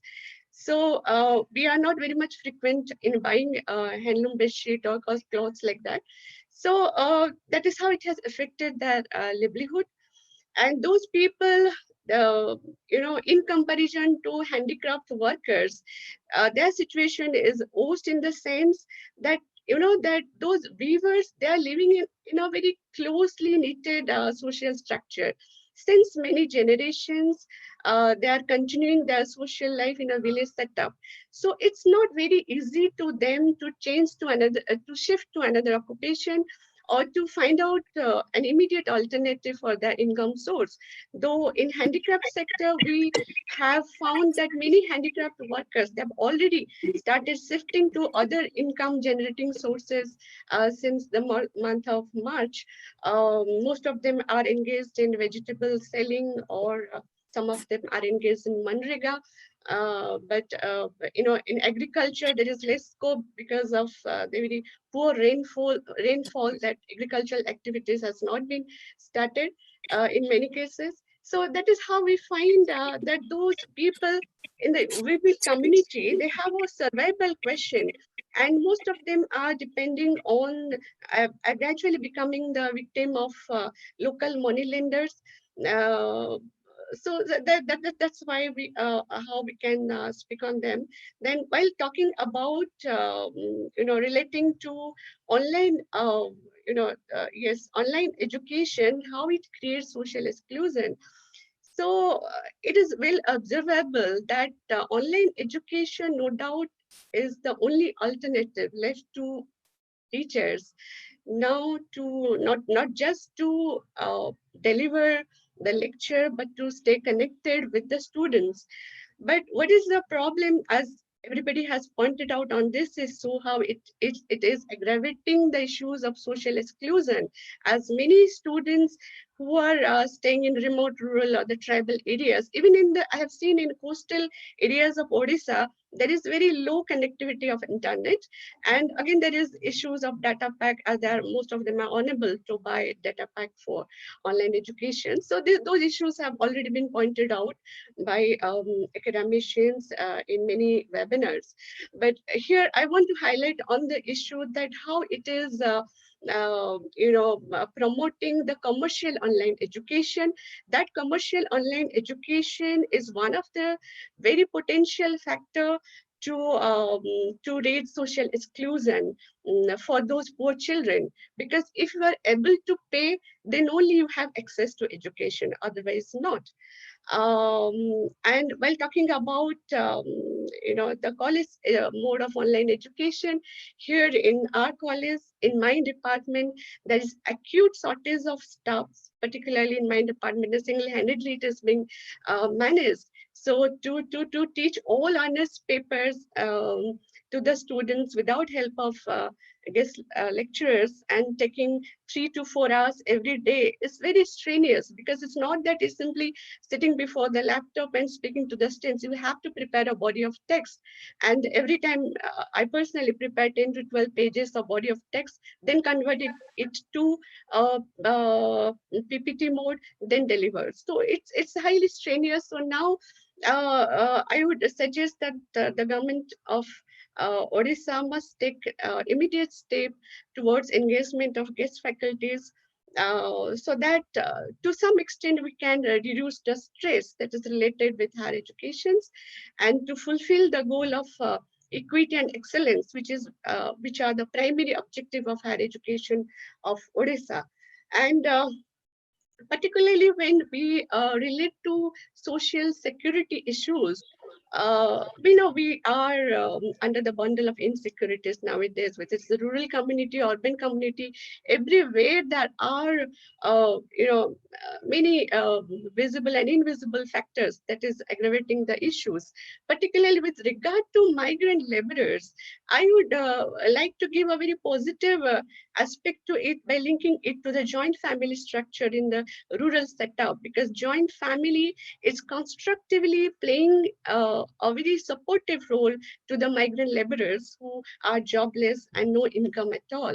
So at one side, it is supporting or you can say you can reducing the burden of stress with regard to the migrant laborers, and in other way it is also aggravating certain issues related, I mean the gender issues, when we speak about women migrant laborers. Okay, because those who have already spent 4-5 years in outside cities, the big cities, and enjoyed their privacy and independence. Now it is quite difficult to compromise, with the new joint family setup, because there is always a sense of dependency, and for that matter, they're expected to carry the maximum load of the house. So it has also the other aspect, other dimension to look at it, while connecting to joint family, the traditional family system in Odisha.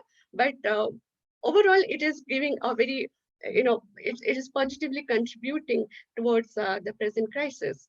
And while discussing on the law and order issues in Odisha related to security, it's under grave concern, because all of you must have come across all those news that are flashed through social media.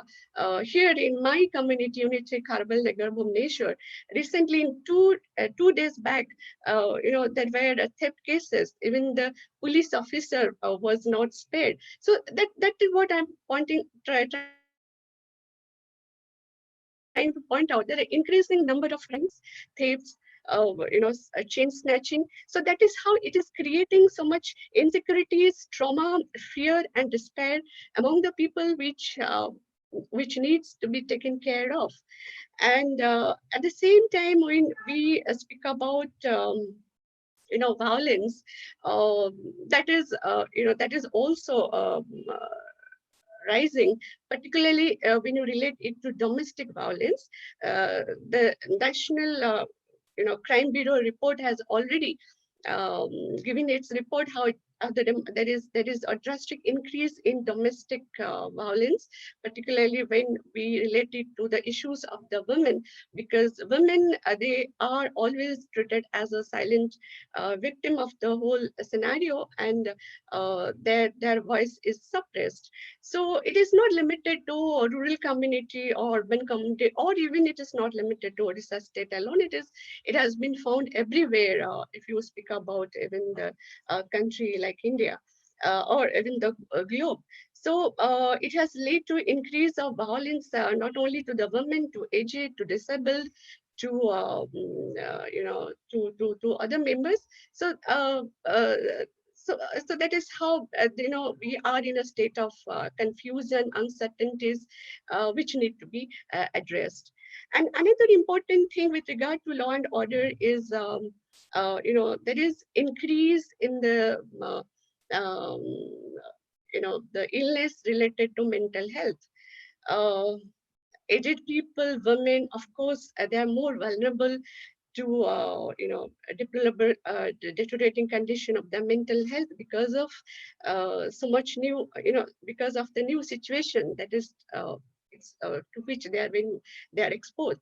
And another important aspect to it is the raging rate of suicide in rural areas. That's a prime concern, because usually we, from the Durkheimian point of view, we have come to know that suicide occurring more in the industrial setup, in the urban setup. But here, what we are seeing, that more number of suicidal rate is growing in the rural sector because of the increasing amount of confusion, insecurities, fear, all those things. That is what we are coming across. So that's a grave concern, and we must focus on that. Then another important aspect is related to corruption. Lockdown situation is posing itself as a cover, you can say as a blanket, to cover off all those cases that is going on behind the screen. What we come to know through newspaper, through social media, particularly in Jajpur and Bhadrak district, it has increased the corruption rate, and in all these in the entire scenario, that is a very significant and responsible role of the media. So for that, I must focus on that, but now what we observe, that there is a question mark on the transparency and credibility to the role of media. Somehow the facts are not coming out. When I talk to local contacts of these three major districts, the first reaction came from my contact group was, what is shown in the media is not the actual fact. There is a mismatch between the ground reality and the reality which is, visible to us through media. So, that's why we have to put the question mark on the, credibility of the media, and undoubtedly there is an unhealthy nexus of the power group, which is very much active in the present days. And as you know, there is huge flow of money from the center, and it is very much linked to the statistical data of the positive number of cases and the death number of cases. So somehow there is a gap, and that is how to be taken care of. And particularly here in this matter, the media must not be silent. It must take a proactive measure to bring out the actual fact or the light to the front. And in another level, Madam, sorry to interrupt. We are running a little bit short of time, so I request you to kindly. I'm just closer to winding up the session. Please, so ma'am. here Yes. the focus is more how the media must play an effective role to showcase the cases of those people who are in a deplorable condition, in a disadvantaged conditions. So we now it's the time to reach our empathy to through a growth of collective consciousness, develop a sincere, serious, and a very sensible approach to address all these issues that is affecting not only the state but our country at large. So with this, I would like to conclude. Thank you all.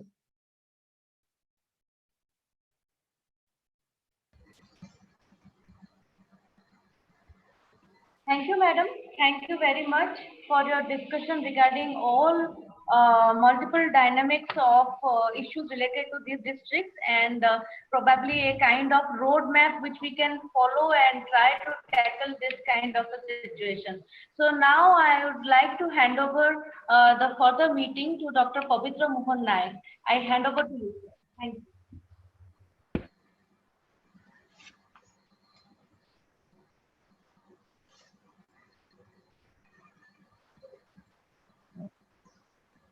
Now I would like to invite our next speaker, Mr. James Kindo, to address this gathering.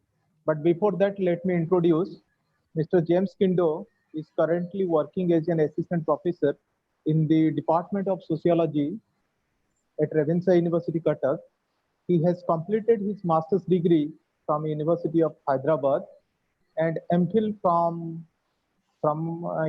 Regional Development University of Hyderabad, and currently continuing PhD in Tata Institute of Social Science. His areas of interest are development-induced displacement and its impact on Adivasis.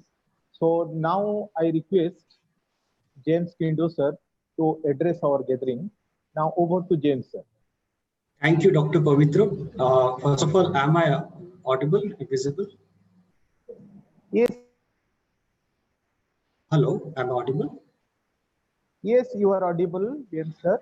Thank you, Department of Social Sciences, the organizing team. Well, greetings to all esteemed faculty members and participants from different parts of the country. I understand the time constraints, and I promise I will keep my presentation as short as possible. Well, I have formulated my topic as making sense of higher education in COVID-19, some reflections. So it has been about 4 months since COVID-19 was declared a pandemic, and now we are in a state of public health emergency. This pandemic, as we increasingly realize, has changed the entire world order. But I would say the entire world has come to a standstill. This pandemic has breached and disrupted the normal procedures of our day-to-day affairs. As Harold Garfinkel emphasizes in his ethnomethodological perspective, how do people seek to make joint sense of their social world together? So, and so now we are now trying to make sense of the social world in this pandemic, and particularly my focus will be on higher education.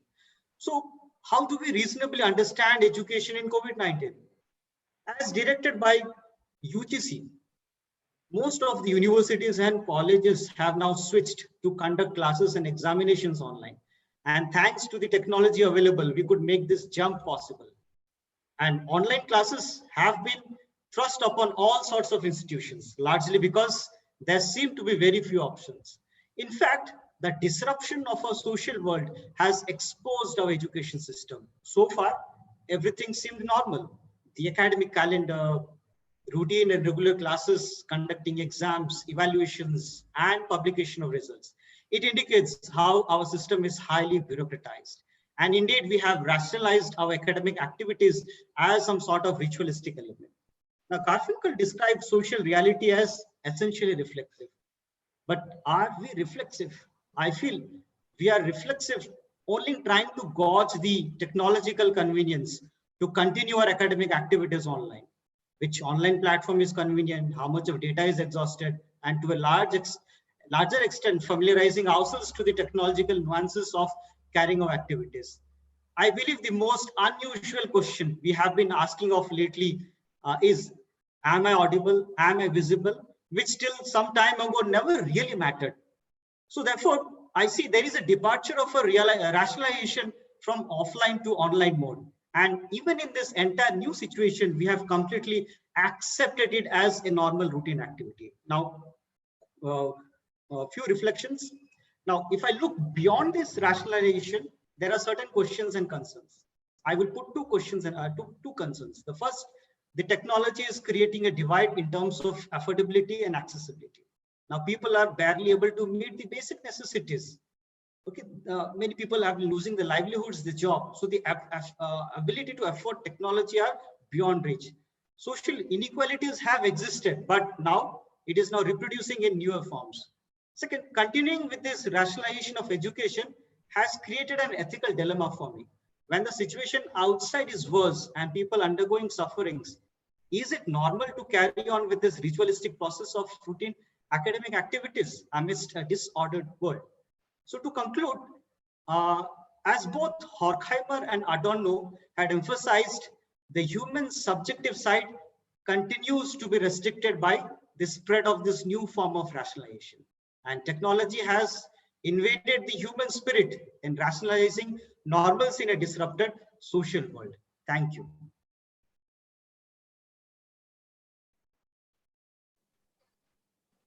Thank you, James, sir, for your wonderful presentation. Within a very short period of time, you have told so many things.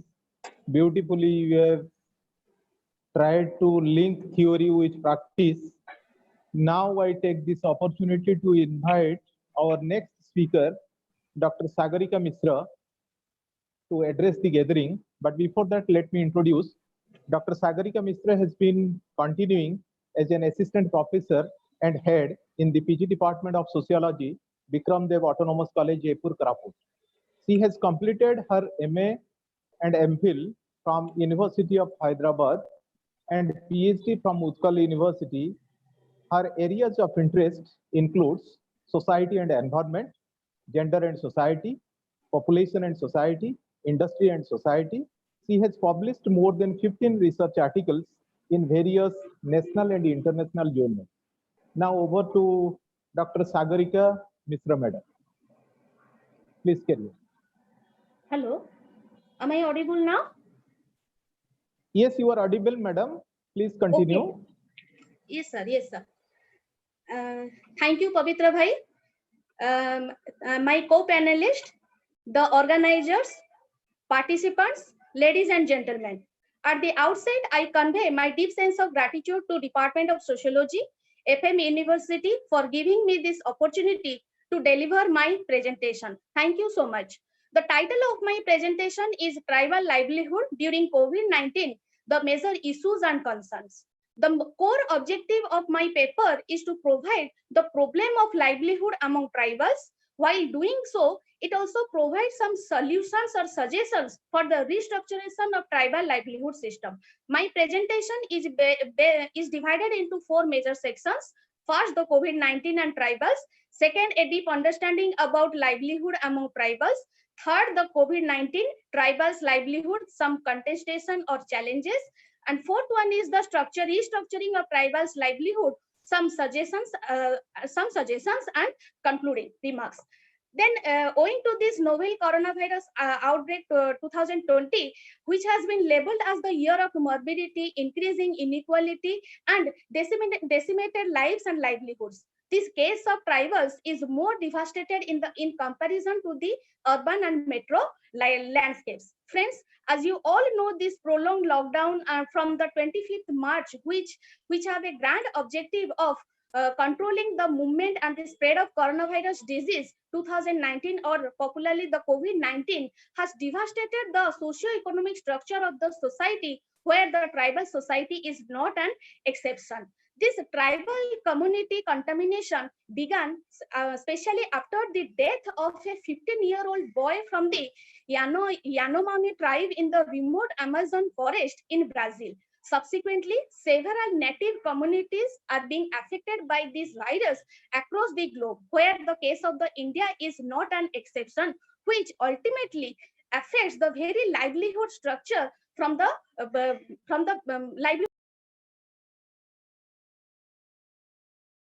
While understanding the livelihood structure among the tribals, when I review certain literatures, I understand the livelihood system in tribal societies can be broadly organized into 3 major categories. The first one is the nature-based livelihood system, the informal-based livelihood system, and the third one is the state-based livelihood system.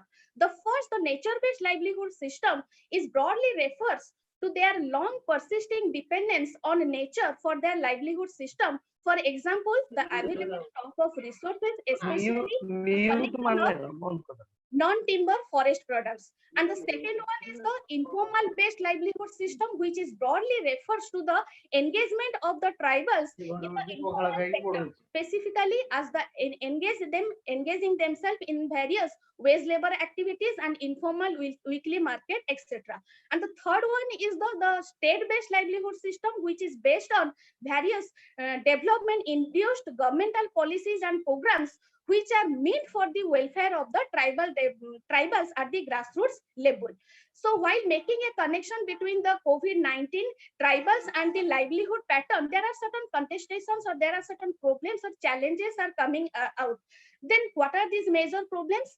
Then the most important one is for this because of this prolonged lockdown, shutdown and contamination zones, etc., which has completely seized the life and livelihoods of the tribal people. The poor native people have become wageless, and there is a kind of reverse migration to their native place, those who had gone to other places for their job before COVID-19. And that apart, this weekly market, which is considered as the very heart of the economic activities among the tribals, but because of due to various strong emphasis on social or physical distancing to avoid the infection of the COVID-19, there has been shutting down of this weekly market, which has severely affected the economic avenue of the tribal communities. Then another important challenge is to the state-based livelihood system. As you all know, in the daily newspapers, we witness the irregularity in the supply of the rations. In this context and various problems, there are certain questions are pop up while understanding the reflection or the restructuration of the livelihood system. What are the major questions are? There are generally mainly lot of questions, but the most 5 to 6 questions are: first, how can we enhance the capability of the poor tribals during and after COVID-19? And second one is, what could be the appropriate framework by which we can develop the capability of the poor tribals? And the third one is, what are the aspects on which we need to focus while developing the capability among the tribals after COVID-19? And the fourth one is, what could be the strategy of asset creation for the poor tribals? And the fifth one, how can we restore the activities of tribals that have been paralyzed due to this COVID-19?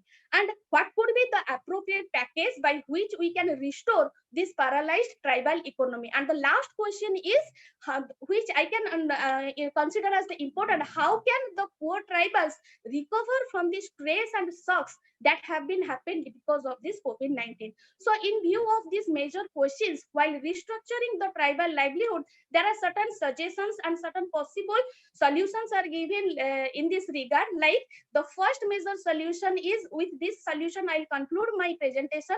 The first one is, there is the immediate necessity of conducting minor projects for conducting the livelihood issues confronted by the poor tribals. The major educational institutions, like the higher educational institution in terms of the universities, research institutes and colleges, they should come forward in this regard and to undertake the task. And the second one is, which is very methodological innovation. There is a need of the necessity of the methodological innovation. That is, when the situation is considered as very risk situation because of this coronavirus, it is very difficult on the part of the researcher to make the study in this risk zone with applying these old methods. So in this regard, we have to adopt certain new methods in understanding the risk realities confronted by the poor tribals because of this coronavirus. Then third one, which I consider as the most important solution, that is, the private companies, the industries and IT companies should enlarge their scope of the corporate social responsibility activities, and they need to conduct certain reskilling and upskilling activities for the poor tribals, which will generate their income generation activities, job generation activities. Then the fourth one is the state supported welfare schemes, like various schemes of NGNRJ, OTLP, which need to be incremented with sustained budgetary allocation.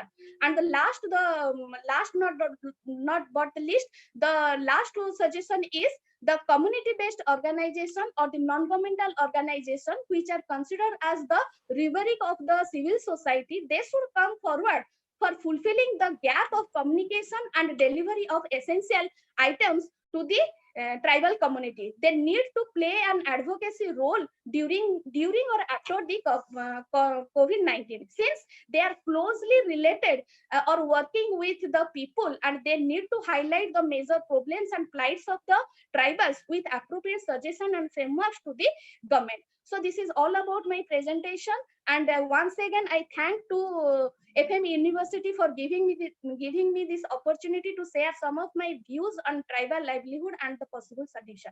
Thank you so much. Over to you, Pavitra bhai. Thank you, madam, for your wonderful presentation. Now we are running short of time. Still, there are two speakers, Kumud Charan Panigrahi and Dr. Jairam Singh Samal. So we would expect the next two speakers to be very precise. So let me give this charge to Dr. Sipra Sagarika to introduce our speakers. Over to Sipra. Thank you, Pavitra sir. So now we have our next speaker, Dr. Jairam Singh, that is Dr. Kumud Chandra Panigrahi. Dr. Kumud Chandra Panigrahi has completed his doctoral work from Jawaharlal Nehru University, and his specialization area is on sociology of religion, and presently he is assistant professor GM University Sambalpur, and today he is going to give us an insight about the situation of pandemic in Kalahandi district. So now I hand over to Kumud. Thank you. Shall I begin? Yes. Yeah. You are audible and visible. Please carry on. Okay. So thank you so much, Dr. Sipra Sagarika, and organizer of FM University, for giving me this opportunity to share my ideas on the current pandemic. And the title of my presentation is COVID-19 Socioeconomic Challenges and People's Response, Field View from Rural Kalahandi. So after listening this, some of the wonderful and enlightening presentation from my previous speakers, and more specifically, Professor Navanita Ratha, whose ideas and from shifting from statistic to empirical, engagement, and Professor Giri, whose contextualization of this pandemic in the context of philosophical discourse.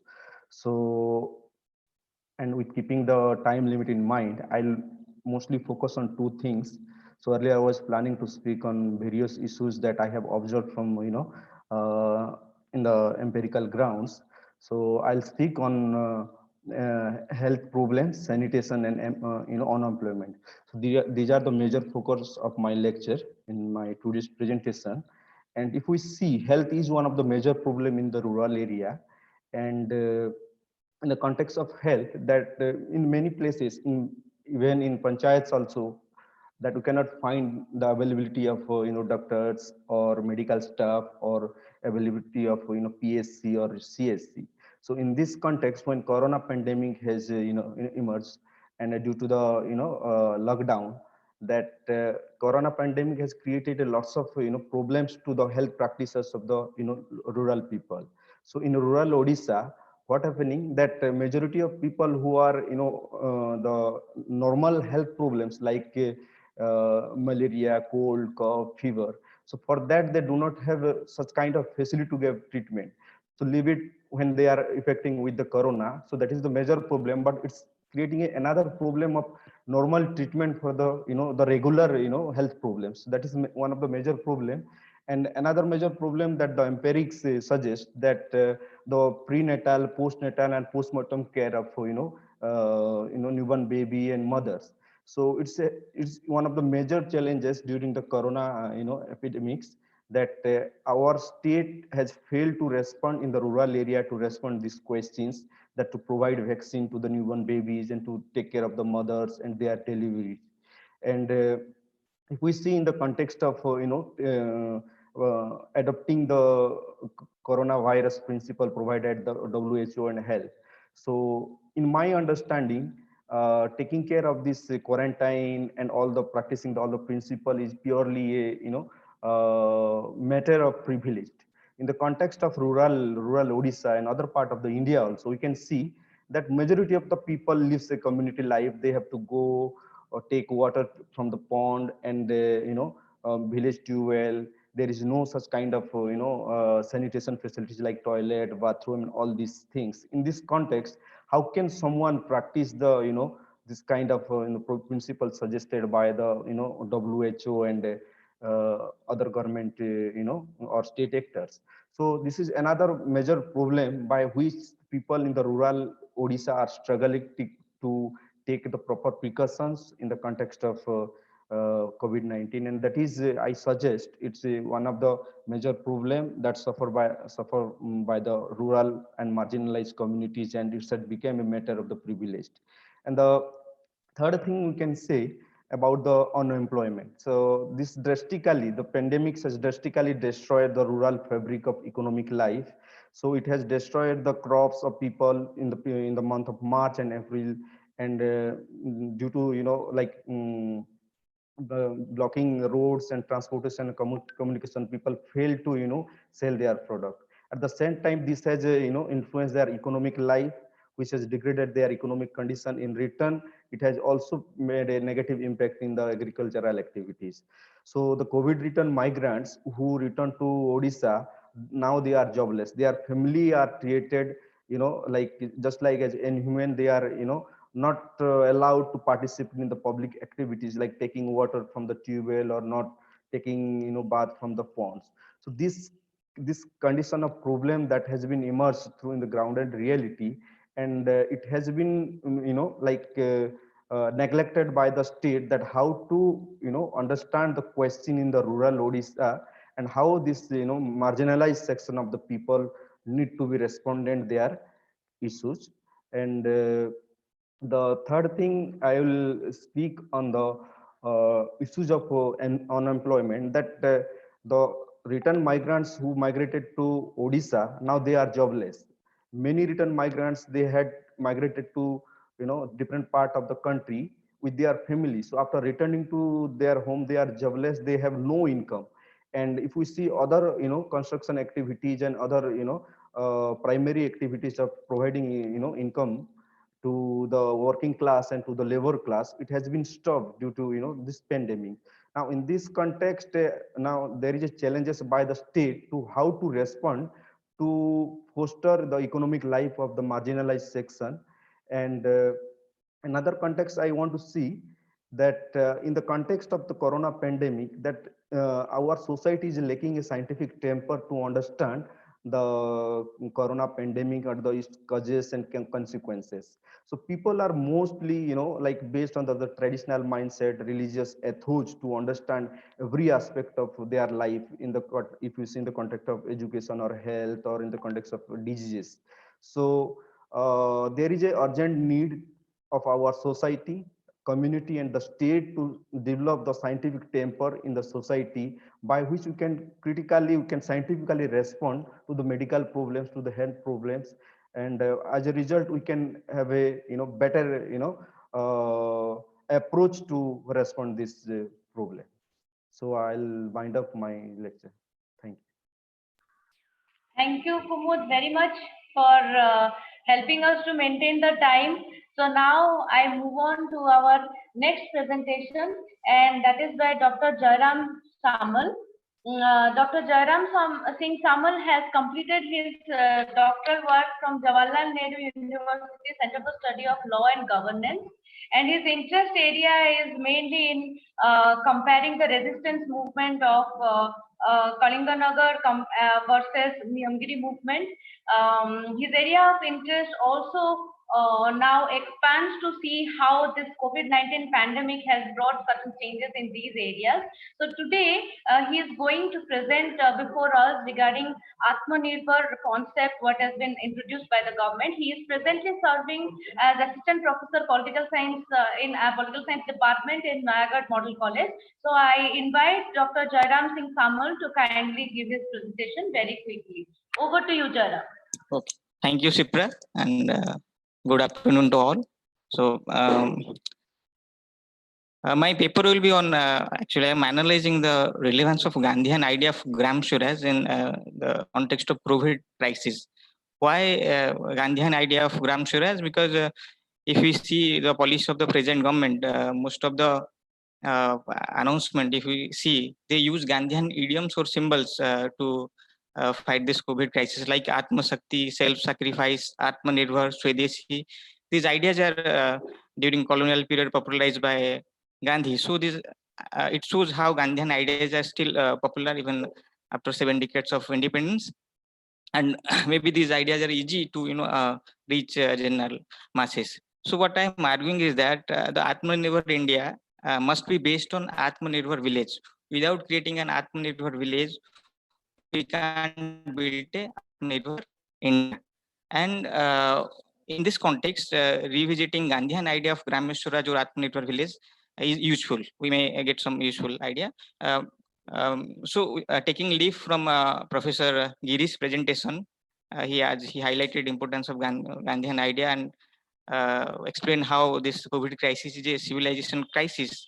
So if you see it from Gandhian perspective, then obviously this COVID crisis is a civilization crisis, which is asking very uncomfortable question to present development model. Before going into idea of Gandhian idea of village, I want to just briefly acquainted with you with some Gandhian economic ideas. We are actually mostly because of misreading and non-reading of Gandhian idea, we take Gandhian ideas are actually impractical. They are made for ideal people, or that's why we might have made Gandhi Mahatma. So his ideas and values are not applicable to us. So like his idea of Khadi and Charakha, I'll go into economic reason behind why Gandhi promoted Khadi and Charakha. Gandhi is not asking us to wear Khadi. He wanted our dressing pattern should be based on our environment and requirement.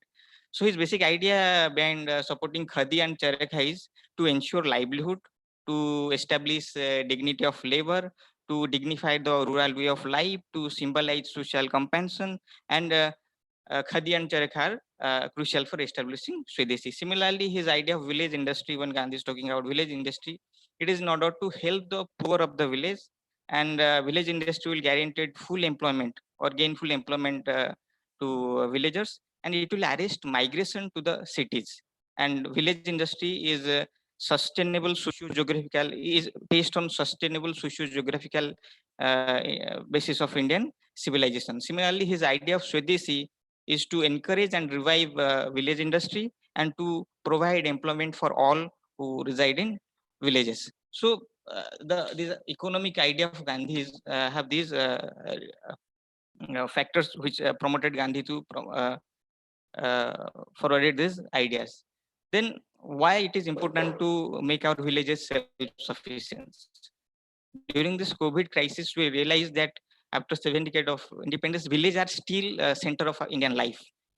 Cities, the rural folk who migrated to cities in search of a better life, they will get better health facility, better education, better infrastructure. That's why they migrated to cities.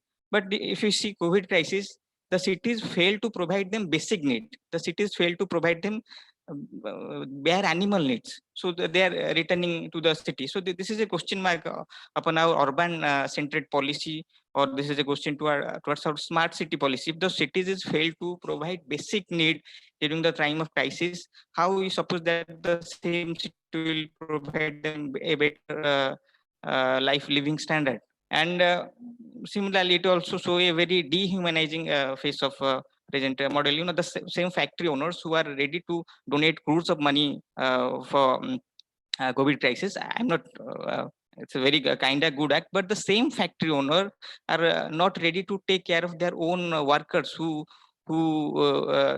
gave their labor, who are part of the essential part of their family.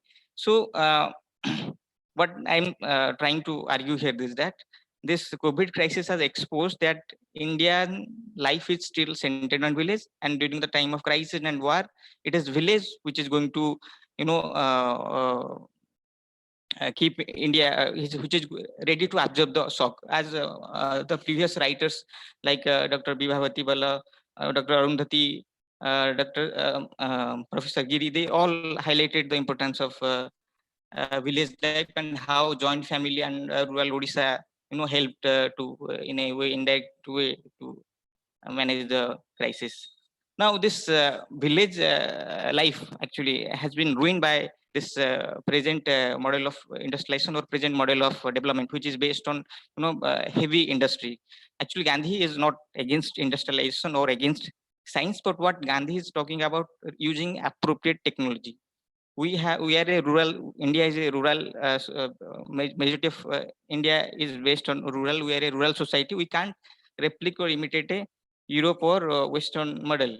So what Gandhi is arguing is that this industrialization or heavy industry is passively exploiting Indian village. In present system, our villages are like, you know, appendix to the cities. They provide cheap raw material, they provide cheap labor, and in return, the mass product or cheap products are sold in villages. So we're kind of using village for cheap raw material and cheap resources. So what Gandhi wants, that Indian village should be turned into a production unit, and this is also in synchro with present government idea of local for local. When PM rightly, you know, focused on the area of labor, farmers, MSME, and village cottage industry. And if we want to create, we want to be guided by the idea of Vasudhaiva Kutumbakam, it is through the development of village industry one can only achieve that idea. Then how a self-reliant village can be built? What you know, to synchronize with present idea of Atmanirbhar, we need to promote the cottage industry or small scale industry which are in villages. In order to promote it, we need to develop a national taste. What present Prime Minister said, you need to be vocal for local. We must start consuming local products or the products which are produced near my areas. In Gandhi's concept of self-reliant village or village, consumer has the obligation. I can't the product may be not up to the mark quality wise, but here I have to make a sacrifice. I have to consume that product and also promote that producer or the village industry to improve his production product quality. So even the consumer has a duty in Gandhian self-run village model. Then use of appropriate technology. Gandhi is not against technology. Gandhi is saying we must use technology as for our requirement. If we don't have waste has a different problem. They used heavy industry because they want more hand. They don't have more hand, but here we have more hand who need work. So our technology must be based on our requirement. Then our village need to be turned into production unit. Presently, cities are production unit, village are market. What Gandhi is saying, our village need to be turned into production unit and cities will be market. Then this Gandhi wants to replace this large scale or the centralized production system with small scale village industry and decentralization. This is what Gandhi is arguing. It is not cultural Chaoism or Gandhi is promoting village blindly. Gandhi is out of the lacunas or the demerits of the village, and Steve has been continuing, and it will go on to eradicate the problems which find in villages. So what Gandhi is actually talking about, he is advocating for an intellectual autonomy. Gandhi and this present Clovis crisis both require us to think afresh about the things we have taken for granted.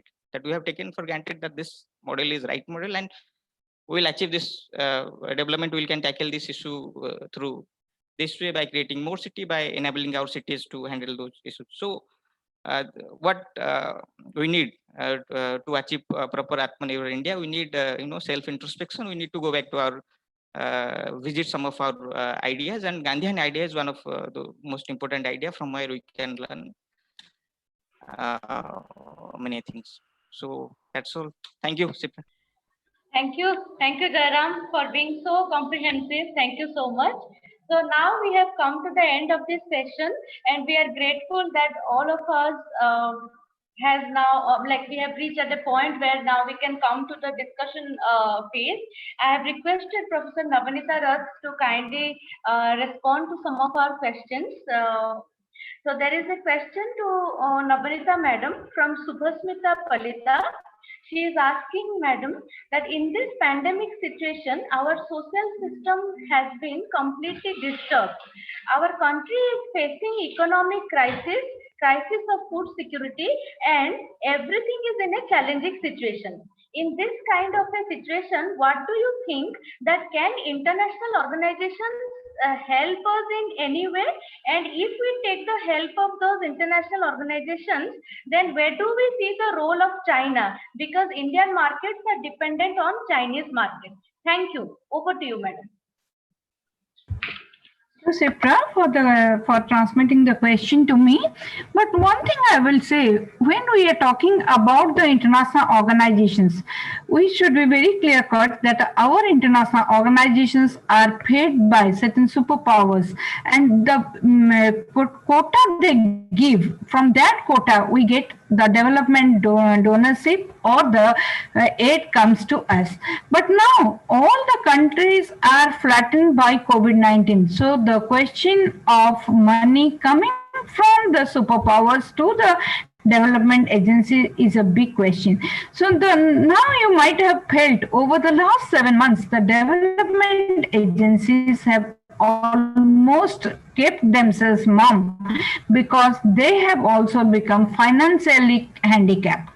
The second thing, when we are talking about China, we are dependent on China, we are telling, but I will tell you that at this juncture, when China started threatening India, so far as the geopolitical borders are concerned, now it has given a lesson to India also to become self-sufficient. And this COVID-19, because of has given us very good lessons also, because when the boundaries were sealed, at that moment we came to know that we have to become self-sufficient communities.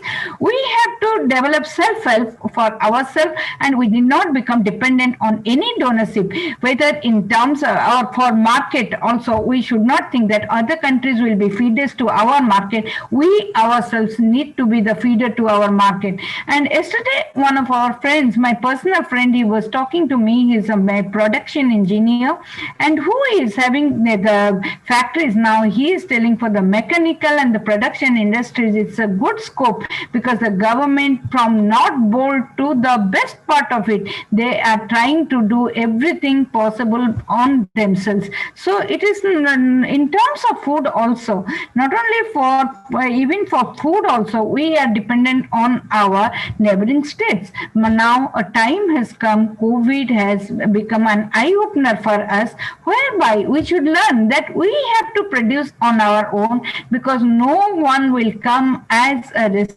rescuer for us. We have to rescue our own plight. So the time has come, let us become self-sufficient. Any other questions? Yes, madam. Thank you very much. There are two small questions. Yes, madam. Thank you very much. So there is a question from Dr. Narottam Bal. He is asking, can we identify successfully some of the unique challenges that state is facing in controlling this pandemic situation? Thank you, ma'am.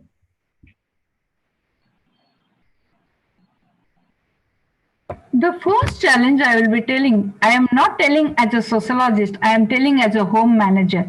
Have you gone to the market over the last few days? There is a short supply of many things. You tell whether it is fish, whether it is potato, and the prices are rising like anything. And because of that, we know that Odisha, we are telling it's an agrarian state, but we are over dependent, as I told you, on our neighboring states.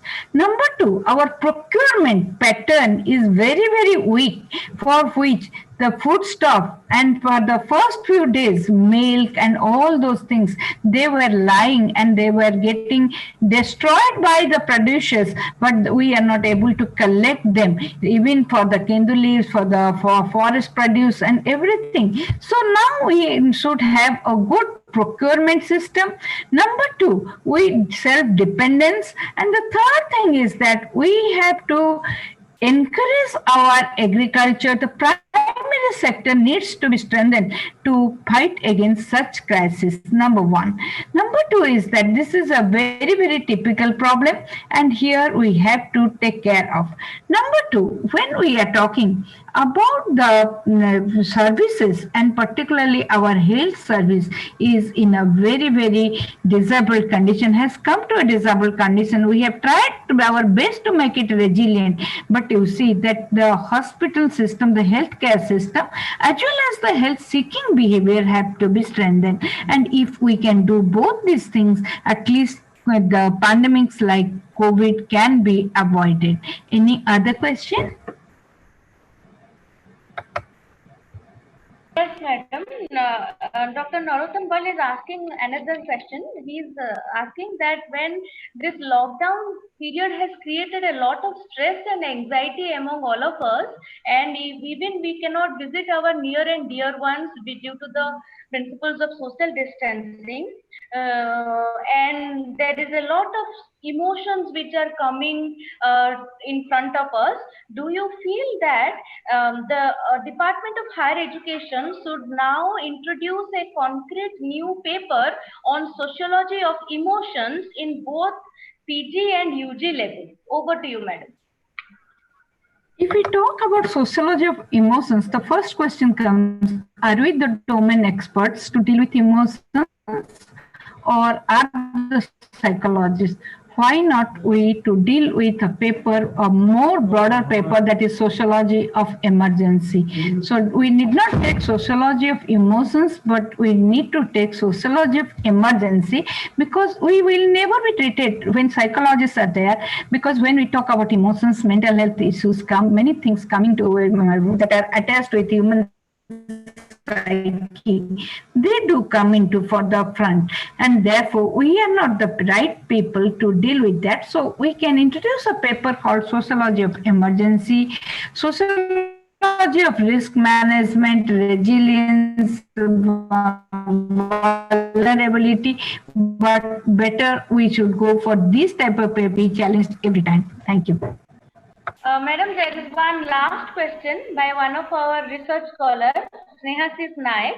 So he is asking that how do you see the decision of the government of Odisha to retain school students in same class this year? Will this be a positive or negative outcome affecting students in their career? Over to you, madam. Thank you. Sipra, can you just repeat the question? Can you just madam, repeat? Yeah. Yes, Madam Snehasis is trying to ask that this year when government of Odisha was deciding that it may retain school students in the same class, will it be a positive or negative outcome for the career of students? Sipra, I just want to tell you here that avoiding stagnation is one of the about purpose of the government. Is there any decision, because it's an information to me, to stagnate the students in the same class? It will never be a healthy decision. I don't think that the government has taken any concrete decision in this case. I think it will never go for stagnation. It will go for a promotion without examination, but perhaps it will not never stagnate the student. Any other question? Madam. Thank you. No, madam, there are no more questions. We are really indebted to you, madam. Thank you so much. Thank you, Sipra. Thank you, Sipra. Thank you, madam. So now we move on to our next speaker, Professor Anant Giri. He has also got few questions from our audiences. So Professor Giri has got his first question from Dr. Narottam Bal. He is asking that we have lived world experiences, language, communication, power, and all other issues in this kind of pandemic situation. But we are unable to express officially the hierarchy or the bureaucratic nature which is continuing in every situation.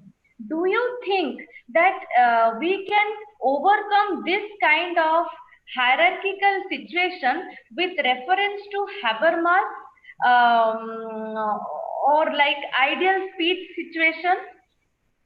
So if Anand sir can understand what Narottam Bal is trying to ask, he is saying that can we overcome this hierarchy and bureaucratic situation with reference to Habermas and ideal speech situation? Thank you, Sipra. Thank you, Narottam Babu. Maybe Sipra, for the need of time, I can assemble all the questions, then I can come back, so we can save some time. If there is any other question. Sir, actually we have only one question, so this is the thing we are going to address. Now, as you are saying that we are unable to express. Now, then the question is that we must have the ability to express. So therefore, the first pathway is moving from our inability to express our anger, for example, against bureaucracy, to move towards expressing our anger and resistance. So therefore, this bureaucracy and other system world is not a monolithic structure, though they are powerful. So we would have to have the capacity of resistance and creativity. Only with our activity and thinking of resistance and creativity, then we can realize the so-called ideal. Now, what is ideal speech situation? Now, according to Habermas, the ideal speech situation is a situation where we are able to speak with each other. We are able to argue with each other as equal partners. But even in the Habermasian condition of ideal speech situation, not much emphasis is given on listening. Therefore, we would have to transform that idea. Suppose we are feeling discontent with a bureaucrat. Now, if we think that I am only right, which is most of the case with the social movements also suffer from a kind of fundamentalism. they also suffer from a kind of egotism that what I am saying is right. So in order that we can transform the contemporary situation of hierarchy, now we would not have to replace the system's hierarchy with the hierarchy of arrogant self or non-governmental organization. So therefore, how do we create processes in which we can listen to the difficulties of everybody, including system managers, and then create a condition in which we can speak with each other, understand each other, and do our best to live with beauty, dignity, and dialogues. Thank you, sir. Thank you very much. So we now move on to our next speaker.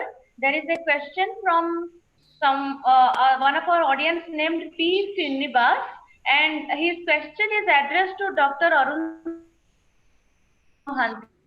He is asking, as a leading sociologist, would you suggest some practical micro-level solutions to the livelihood reconstruction of migrant workers in Odisha? Over to you, Arun. Thank you, Sipra madam.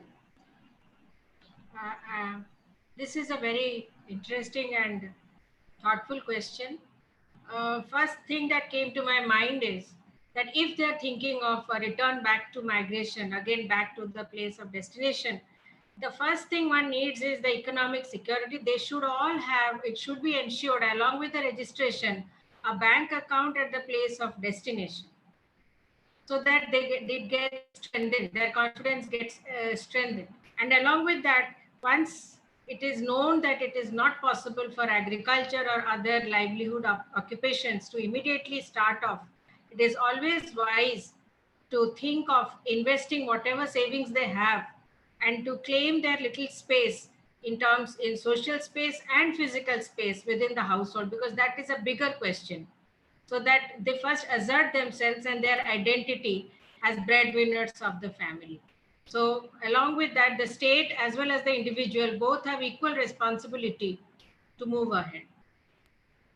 Thank you, madam. So now we move on to our next speaker, Mr. James Kindo. He has got two interesting questions.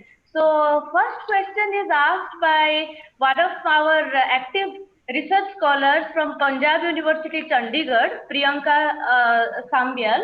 She is asking to James sir that since in Jammu Kashmir there is 2G internet service which has been, authorized by the government, and it was turned out for a long period of 11 months.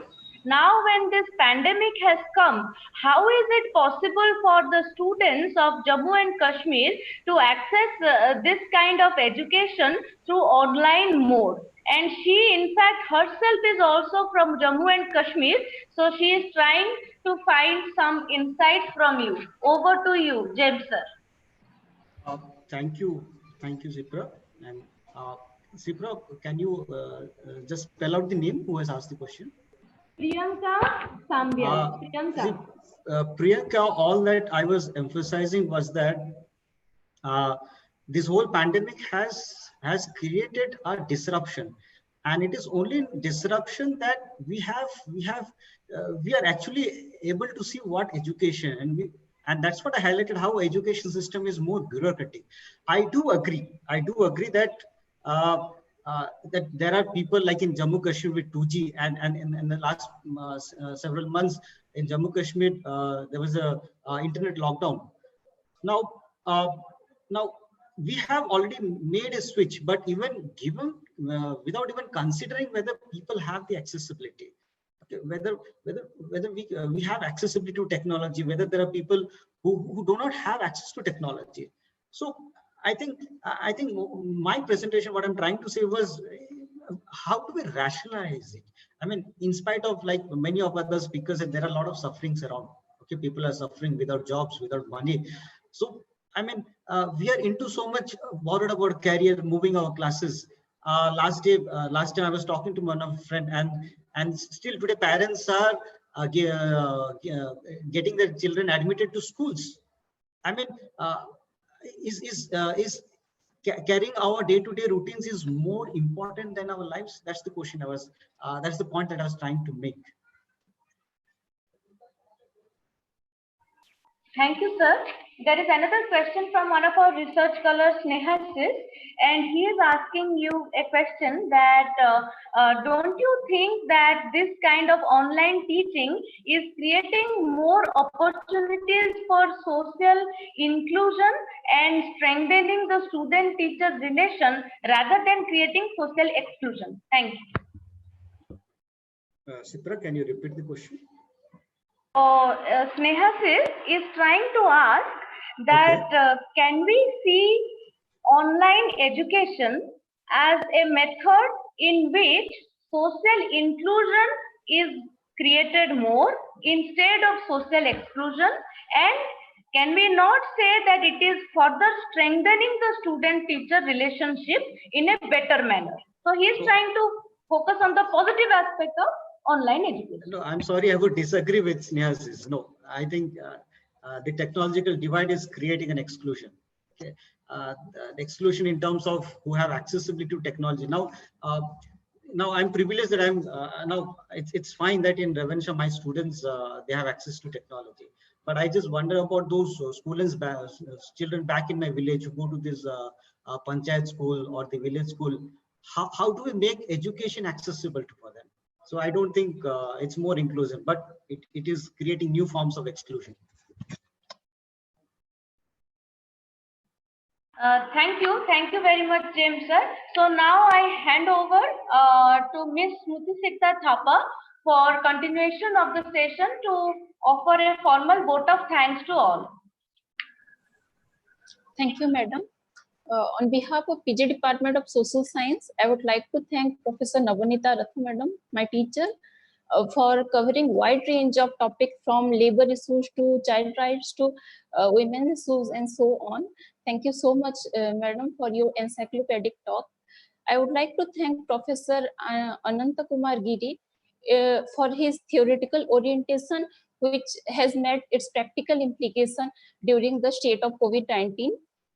I'd like to thank Dr. Arundhati Mohanty for focusing on the grassroots level issues so beautifully, and it was discussed so beautifully, touching upon the real issues which we are finding in rural areas of Odisha and various places.